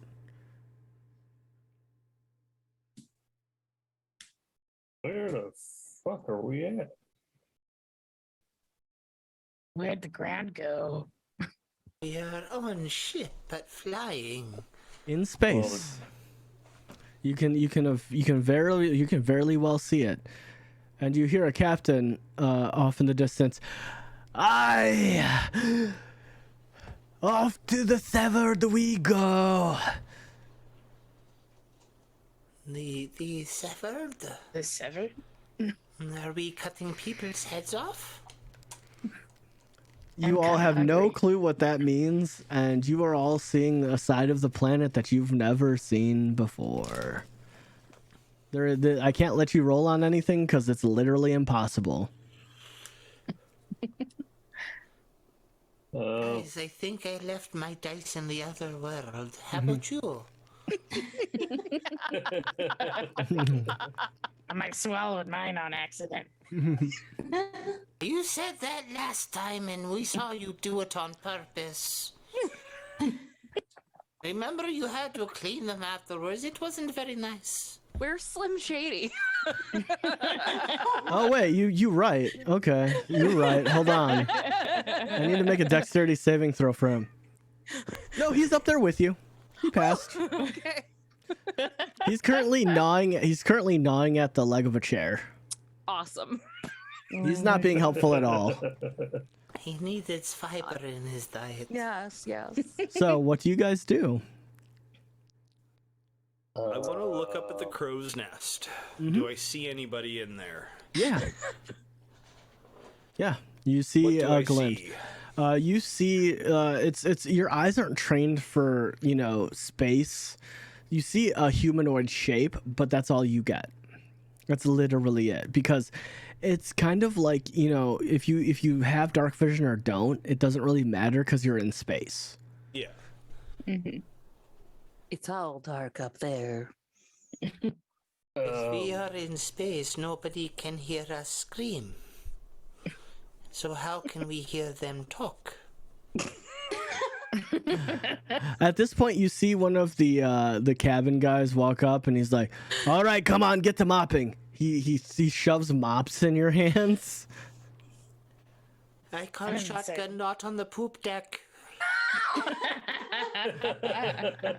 Why are you guys talking? We need to clean. There's work to be done. Wait, who the hell are you? I was going to ask you the same. See, we were Captain! on this thing, and we got sucked off, phrasing. And we are now here. You hear him yell, "Captain!" And I just start imitating him, like literally screaming "Captain" out at the same time. Make a performance check.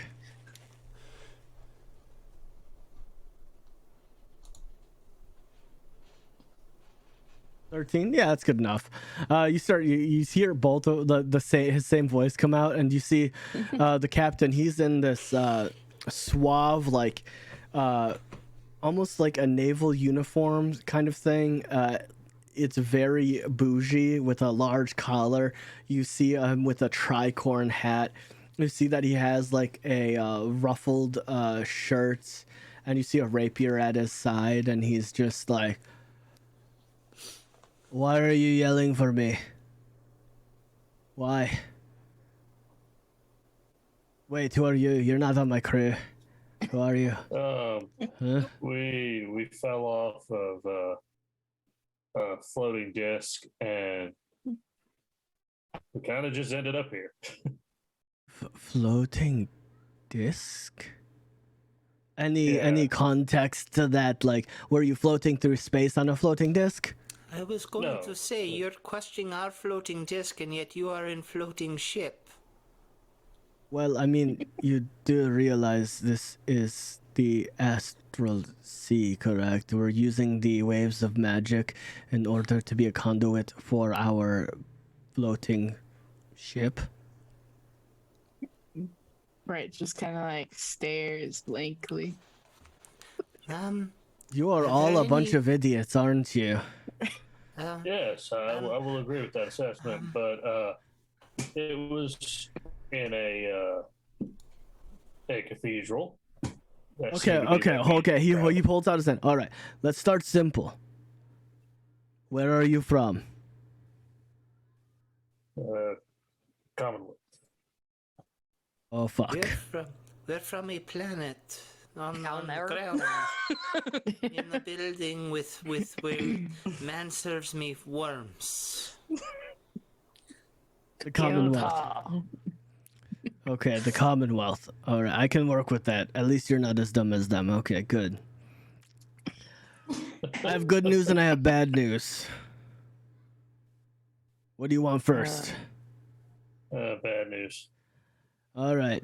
Bad news is you're about. You see him look over the side of the deck at the cracked planet.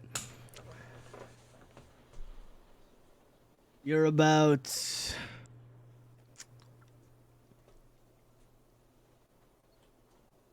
350,000 potentially miles away from the Commonwealth.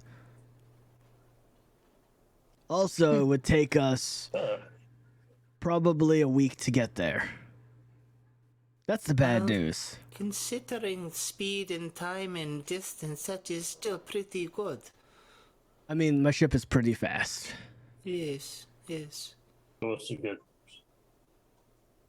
The good news is there's some risk, and you kind of have to have, people on the other end pulling. But I could probably, if your friends are looking for you or somebody's looking for you, you kind of got to hope and figure that, people care about you. But I could probably send you back. No. Okay, so what is the good news then? That was the good news. Well, I guess we fine. better Send start. us back. Maybe we could wrangle some lancers and ride them instead. Probably not. You would probably die. However, if you follow me, y'all can y'all cast, magic or anything like that? Yes. I can punch things. Okay. I cast holy magic. That'll do. All right, follow me. And you see as he brings you underneath the deck into, you see that the area that he's in, actually, you see these giant stones that are glowing and humming. And he's like, whatever you do, don't touch those, because they will kill just you. Walk up and peck them. He grabs Right, you. just like- He grabs you by the collar, and he just pulls you back and is like, your face will disintegrate. But they're so shiny. If you want to die, you will touch them. I only give one warning, kid. He lets go. Can And- Bright kind of like Belazar just Hold on immediately to, grabs his head. So hold bad. on to Monk's arm or something? Yeah, Just- so Belazar just gets that big mitt over Monk's beak and just nope. so Just you bang. grab him and you pull him towards, like, you see there's a circle, and as he directs you to stand in the circle, you feel your feet plant in a foot like hold of affirmity. And at this point, I need everybody to roll me. If you cast whatever your, in the case of Monk, use your wisdom. In the case of everybody else, use your casting ability modifier.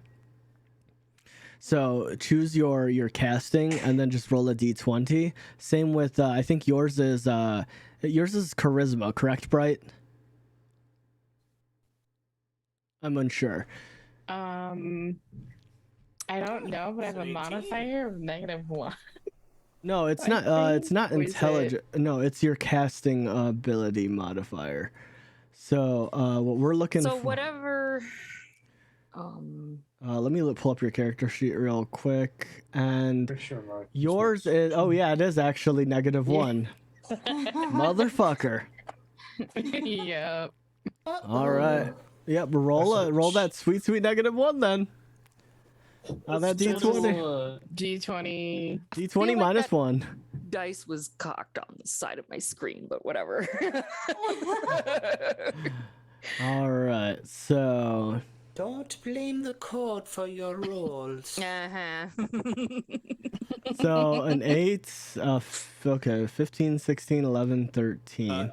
Technically 18 for me because I got the 11, +2 on wisdom. Okay. Let's do 18, 21. okay, 21. All right. So you all begin to focus, and you all begin to see the light around the circle begin to glow, and you all, Bright, you're not really so focused. You're just kind of staring at this like floating ship, and you're just like, what the hell's going on? Then you feel a heavy hand on your back as you go through this glowing wall. And on the other side, you just see, so Britannia and Bon, you see a hand push through and shoving out a Bright. And then you see thrown through as a monk, like actually like ass over like grabbed by the bottom, thrown in. And then you see Gulzar just walk through. And then you see a pirate with a, almost, he looks like a pirate, but he looks like a salesman with a head. A head pops out and he's like, all right, this looks normal. Okay, bye. And then he just kind of goes in and the magic fades. That sucked. Where the hell were you guys? Space. Yes, we were in astral space on a ship. It was weird. So sparkly. And they had stones that would melt my face. I want them so bad. Yeah, Monk was bound and determined to try to peck it. They was so shiny. Britannia and Bon, if you want to insight them, or if you're just gonna take what they say for face value after the day, especially if after the day you guys have been having. Two? Oh, you believe Britannia, whatever you think in your head is what you think. I'm like, whatever, man. Yeah. And Bon, you look at each and every one of them. Monk is kind of crazy as always, but you don't distrust him, and you don't distrust anything that they're saying.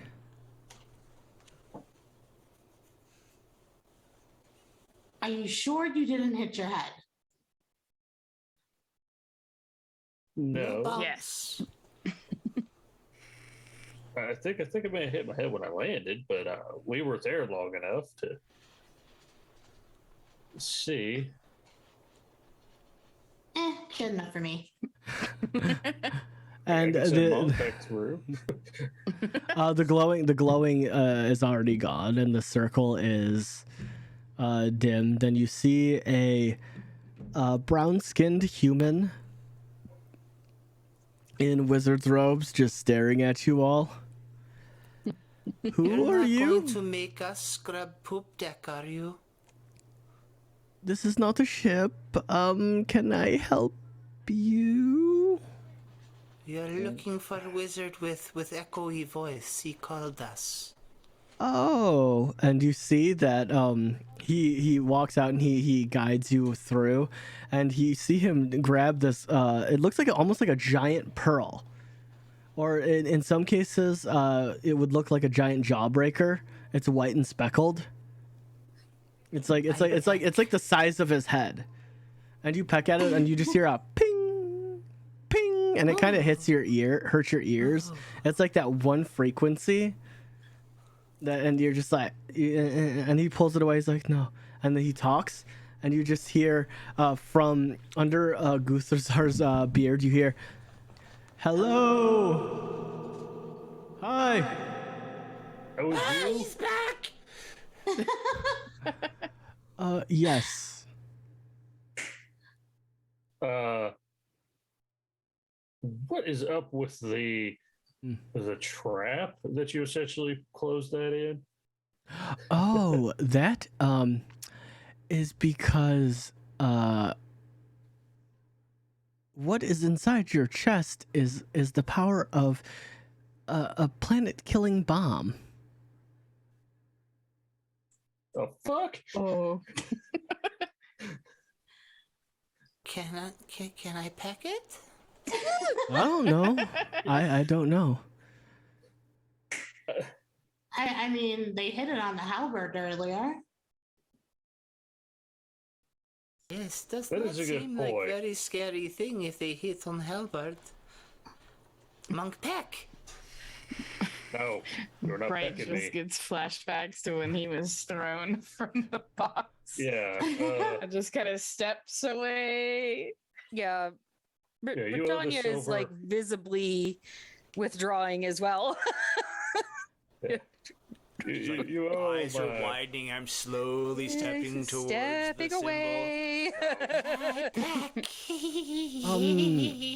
So who is? So where's the metal conduit that you put it in? What, the thing it came in?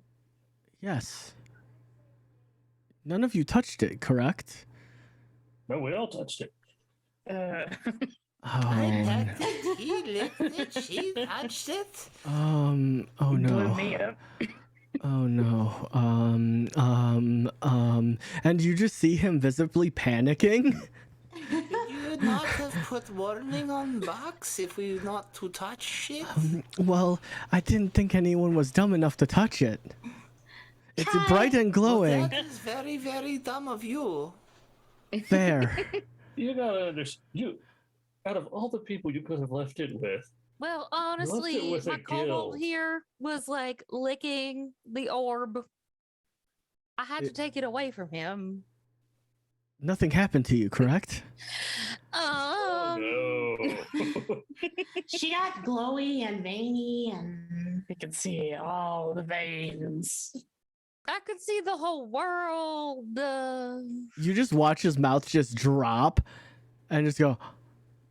He walks up to you. What did it look like? What did it feel like? He starts to like drill you with questions and he has like a notepad. It did not feel good. Did not feel good. I understand. Well, and it's inside you. He points at you, Gulzar. Well, it's in my holy symbol. It's not in me. Good. Because if it's not in her, it's not in you. Okay. Come with me. And he walks towards the metal platform with the glass. I ain't going on that shit again. no. I can just Okay, sit down, put just- seatbelt. We be safe, guys. Yeah, he's just like here, and you notice now that there are like on the outside. you didn't notice before because he kind of just walked away and pressed the button. You do notice that there is like on the benches there's like these metal seats, and they have like harness style like belts on them. And you see the wizard putting in the harness style belt, and he's just like, yeah, that guy's an asshole. He likes to pull pranks on people, and he doesn't realize that this is teleportation magic. So, yes, please harness yourselves. Can I investigate the harness to see how safe it is? Yeah, investigate away. You check over it, and you this is a success because you're taking your time. So you're looking over and you're checking it for any tears and stuff. You notice that this is made of like high quality like fibers and like material, and it's attached to this metal, and the metal you can see is actually fused to the outer metal ring of the platform. So you're pretty affirmed that that dude at the bottom is an asshole. Okay, I'm gonna go ahead and carefully harness myself in. You notice that he kind of walks around and he makes sure you're all safe. Safety check. Yeah, you actually watch him like safety check, and you watch as he just like tightens it even more to where it's a little uncomfortable for you, but it like you feel safer. And then you watch as he casts a mage hand, and it goes and it presses a button, and then you feel that same pull. Oh. And he's like, "Don't worry, we'll be fine." And then he just kind of sits there, and you're just watching him. It feels like 10 minutes goes by. 20 minutes is going by, and he's just sitting there. So, how's the weather? I'm sorry, this is very awkward. We're just kind of sitting here. Weather outside is frightful. I'm not gonna say anything's delightful today. Oh, understandable. Yeah. It was astral about 15 minutes ago. Oh, He would not let me go catch Lancer Shark. Very sad. I see. Yeah, I guess. Have you ever been to any of the other shards? What is a shard? Shard? Oh, you were born here. I haven't heard of Shard, but I have heard of something else that sounds close. It's not very nice. No, it's a little disgusting. What do you Bryce guys just think kinda I'm cracked talking up. about? Pooping. Yeah! Gross old man. I'm not old. I'm only 33. Old? Oh.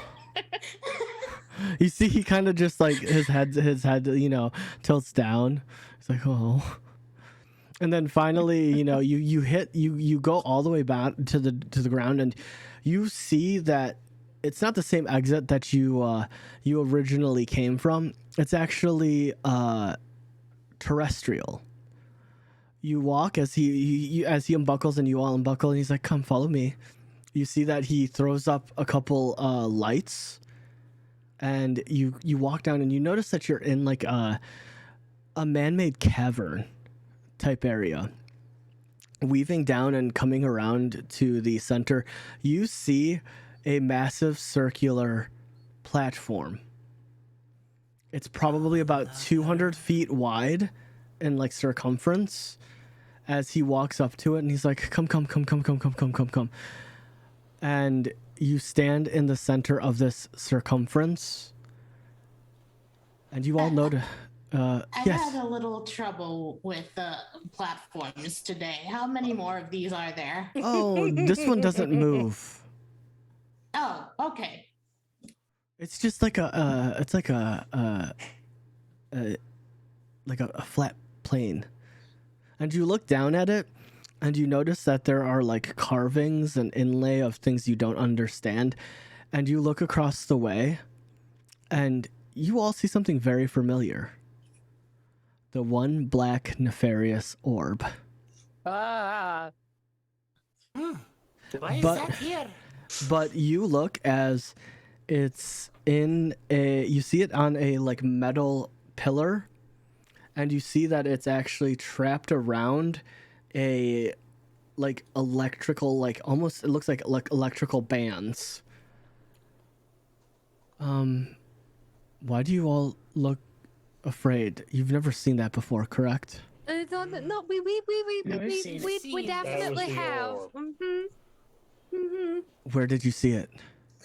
Got the- Inside the- skeleton. The cobalt encampment. Cool. Oh no.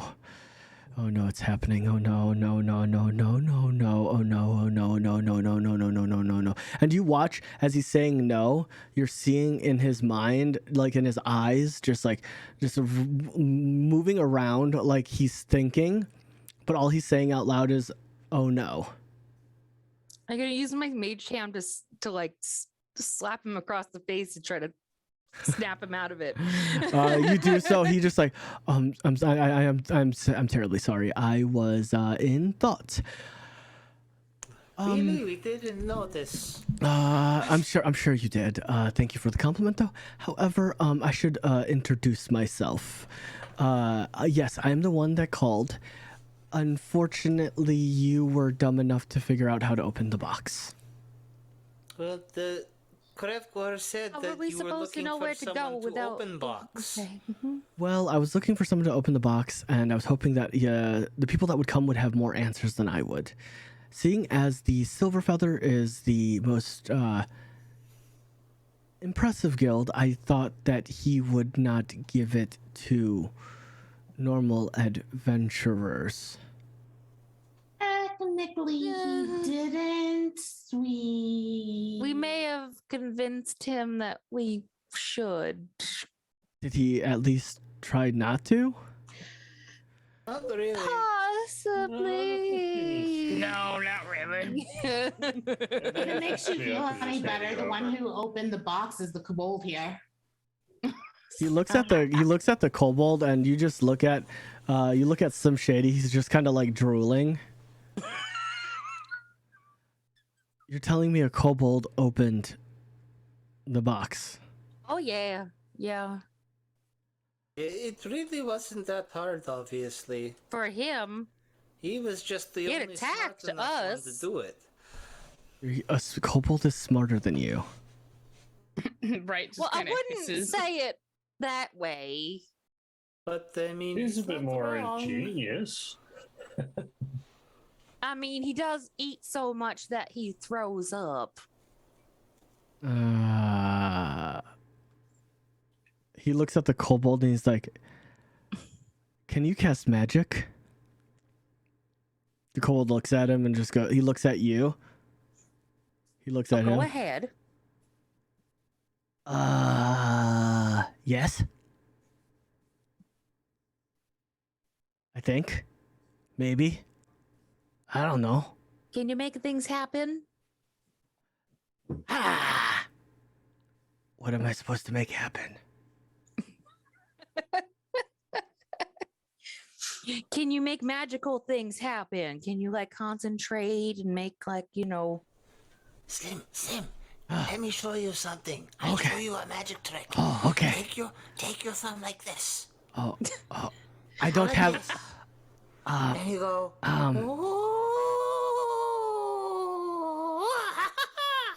Oh, he just starts trying to pull his thumb off. No, that's not.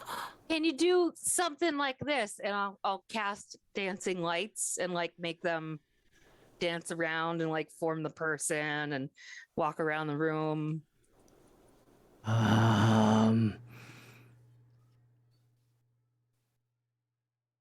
I have a rock, Yeah, I don't think he's magic.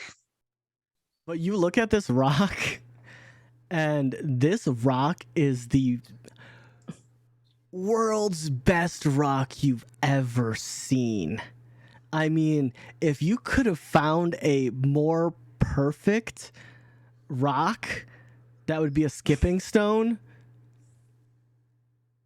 you would never be able to find something better than this. He hands it to you. Good rock for you. No, I saw some pretty nice rocks on that ship. Okay. I'll And take you the have rock. you take it, and you have the feeling that you don't want to give this rock to anybody. It's a real nice rock. Does it rock my world? Yes, you could say it's rocking. And you all look at this rock. You know what? Make a charisma saving throw. The other four of you.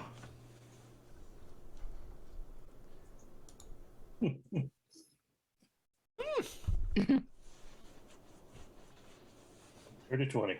Thank God. Vaughn, as a merchant, you have never seen a rock more fantastic. You want that rock. Oh boy. Bright, you look at that rock, you're just like, man, where did he find that rock? I want that rock. Monk, it's a nice rock, but you could live without it. I saw better Gull? rock on ship. It's a nice looking rock, but you don't really need it. You don't really wouldn't have a use for it, but it's a really nice looking rock though.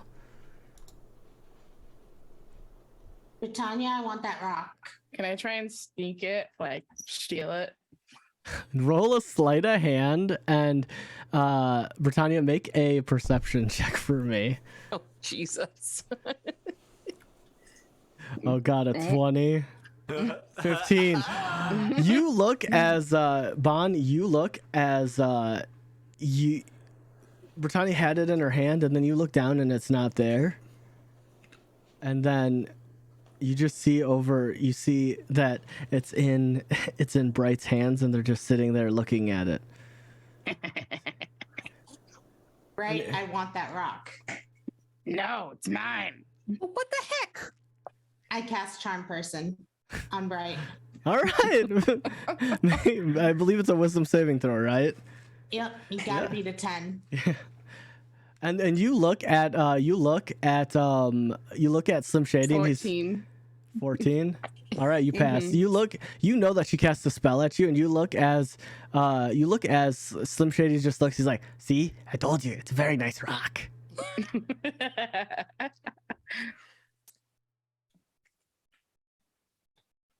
All right. I don't know. Perhaps we have more pressing matters at hand. Oh, you don't like rock? Was rock bad? Like rock. I just think Oh, we need rock to- is less important than glowy ball thing. Oh, should I get rid of rock? No. Bright just puts it in his mouth immediately. Can't steal it out of my stomach. Or can we? Do we want to? So, and then you notice as once it gets out of sight, that feeling immediately drops. That you want it, and then you're just like, oh, okay, that was stupid. That was weird. And now I can't cast any more spells today. You look, and he just goes, well, did we decide if the kobold was magical or not? What? Yeah, we got distracted with rock, and we didn't figure Well, I out. I guess, feel like that wasn't an ordinary rock. You see as he scuttles off, he finds another rock. He's looking. My You see him God. looking for another rock, and then he's just like, I think he has some magical capabilities. Alrighty then. Maybe they're- He's very lucky. Or maybe he's very lucky. That there's a good chance. That might have been a really nice rock. Now, my name is Nero. Hello. I am... It's hard to explain. Let me show you. And you see him stand in the center, and you watch him put his staff, and he's out and to the side of him, and he spins it, and you watch as it spins, and you see him open his arms, and you watch as bits of memories flash, and you see timelines, you see different things, and you see him walk out of it, and he's just like, I am a chronomancy wizard. And unfortunately, you all were stupid enough to stumble onto a much bigger problem.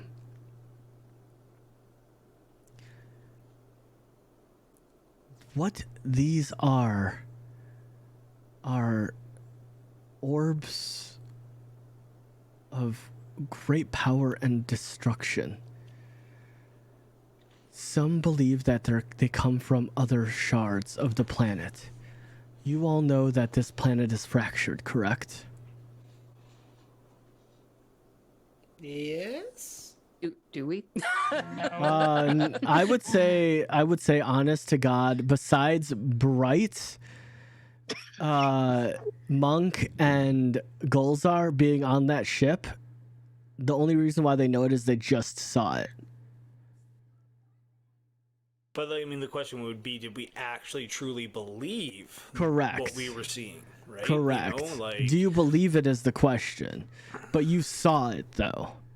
But do yeah, you believe it? And we've well, I mean, if we take what we saw in the astral plane, we take what we've seen coming through the cathedral and stuff, we've been seeing foreshadowing signs of a cracked Earth everywhere.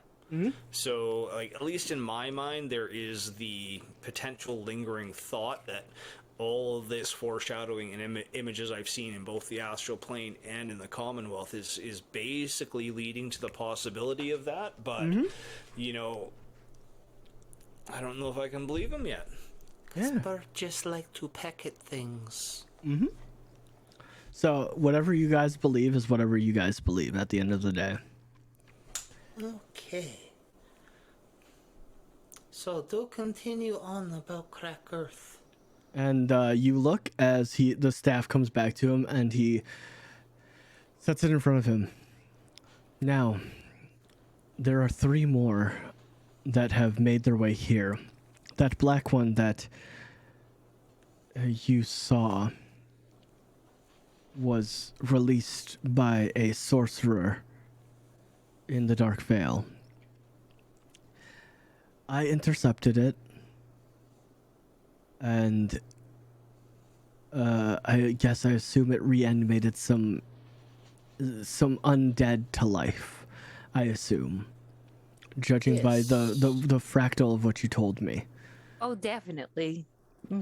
So that, from my research and my understanding over the past several months, is it has a kinship to death. However, this one confused me. I don't know what it does. So I was hoping to find somebody in the Commonwealth that knew. That could figure it out. Because it does not and would not resonate with me. The one that we just opened? Correct. It seemed to resonate with Britannia. It is. It showed me everything living, breathing. It had a heartbeat. Interesting. I could hear and feel all the emotions of everything within the Commonwealth. It was like seeing the whole of the earth, of the planet, that I should say, from the inside out. Amazing. That must have been wonderful. It hurt like a hell of a bit. Oh. Can I have it? Is it inside you?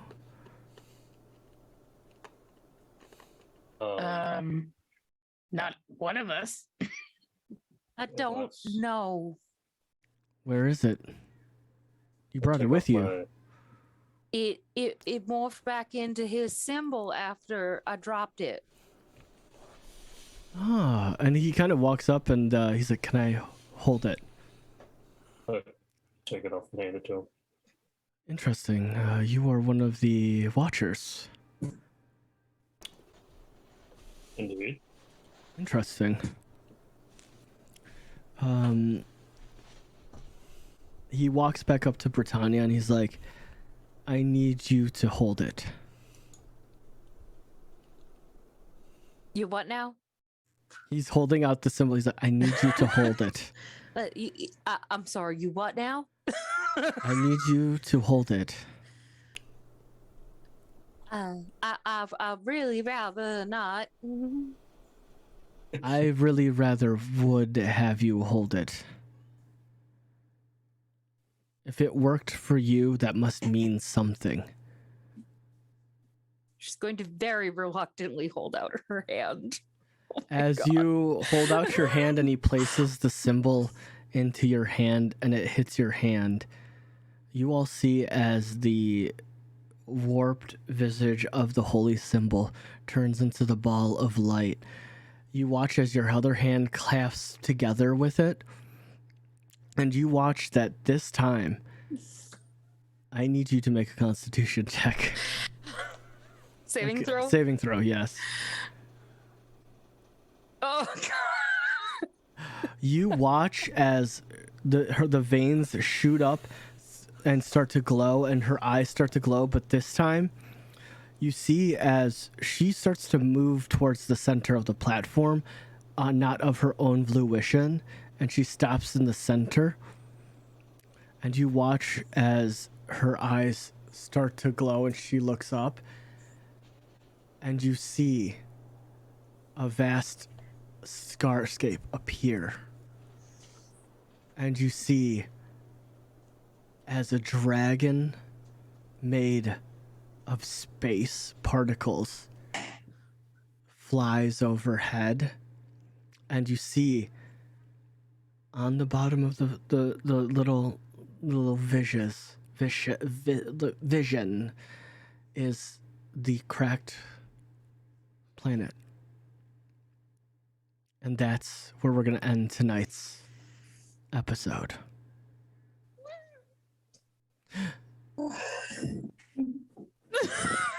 Welcome to my chaos. Hey, are y'all scared yet? No, a little bit. Yeah, space dragons. Yeah, no, yeah, Space dragon is a little yeah, much. yeah. You don't know if you're gonna have to fight him or not. You don't know. We haven't gotten to the juicy part yet. I just became a projector. That's sure. Yeah. Well, you don't truly know yet. You don't know, but I'm excited. yeah, it's Let's go Space Dragon. Woo! yeah. So it's gonna be a good time. I've got plans for the next 3 episodes, and we're going out with a big old bang. Foreshadowing, maybe not. No, I'm kidding. No, but. Thank you guys all so much for watching. If you guys are watching this on YouTube or you're lurking in Twitch, be sure to follow or subscribe. My name is Joe Dirt. You can find me on all the platforms of the Joe Dirt and things on Twitter, Twitch, YouTube, and whatnot. And my favorite part of this episode was just fucking with these guys. It's great. It's great. I did not expect to reveal that form so early, but I'm not against it. I mean, I'm here for it. Yeah, chat chaos. I'm just saying, like, I had to chaos something, but hey, it's something.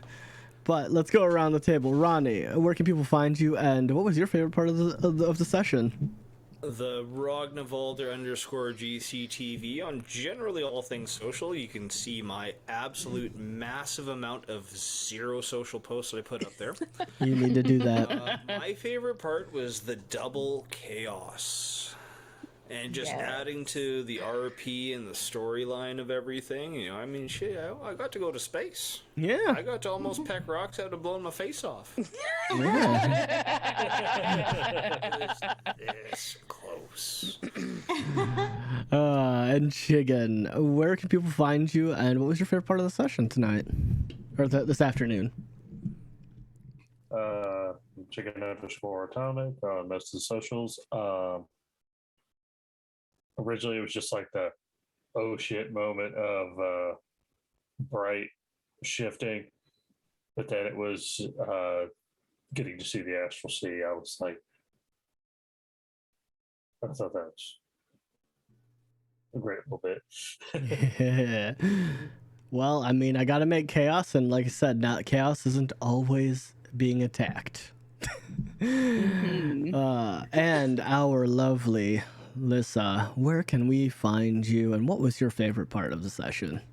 You can find me on Twitch at Bonita Lisa, or on Twitter, Bonita Lisa TTV. My favorite part was proving just how dumb we all are when we walked the carpenter and thought we were at the wizard's place. Facts check out. That was good. And let's go over to our lovely James. Where can people find you, and what was your favorite part of the session? I'm on Twitch, James Eros, and on Twitter, James Eros TTV. One of my favorite parts was definitely Bright being forced to shift, because trying to describe that was fun. And I also really enjoyed how you guys liked my name for the group. Like, I thought that was pretty hilarious. But and Space Dragons, I love Space Dragons. Space Dragons. And then we go to our final chaotic being, Jazzy. Where can people find you, and what was your favorite part of the session? I am at Wolfhound Mama on the Twitter, and you can find me at Jazzy SA on Twitch, but I don't stream that often, but I'm working on it. My favorite part, oh my goodness. Probably all of the fun playing Mean Mama to Slim Shady. Yeah. Because it's my own darn fault that I have a little kobold running around causing trouble. Yeah, and you know, and you practically know nothing about this kobold. It's great. Yeah, 'cause I had to go and heal him up and tell him to hitch a ride on our wagon. So now we're stuck with him. Unless you kill him, I mean, are you gonna? I was going to say, like, Monk can take care of him if you need. You No, know? Britannia's description would not allow her to do that. So Mhm. she's a very good person, even though she's a little, you know. So, and just falling into a relationship with y'all, it's really fun. Yeah. Yes. Do y'all fit into just that, you know, stupid pizza, and it works out well for me because I mean, That y'all was a total ADHD moment that I didn't realize that we weren't at the observatory yet, by Yeah. the way.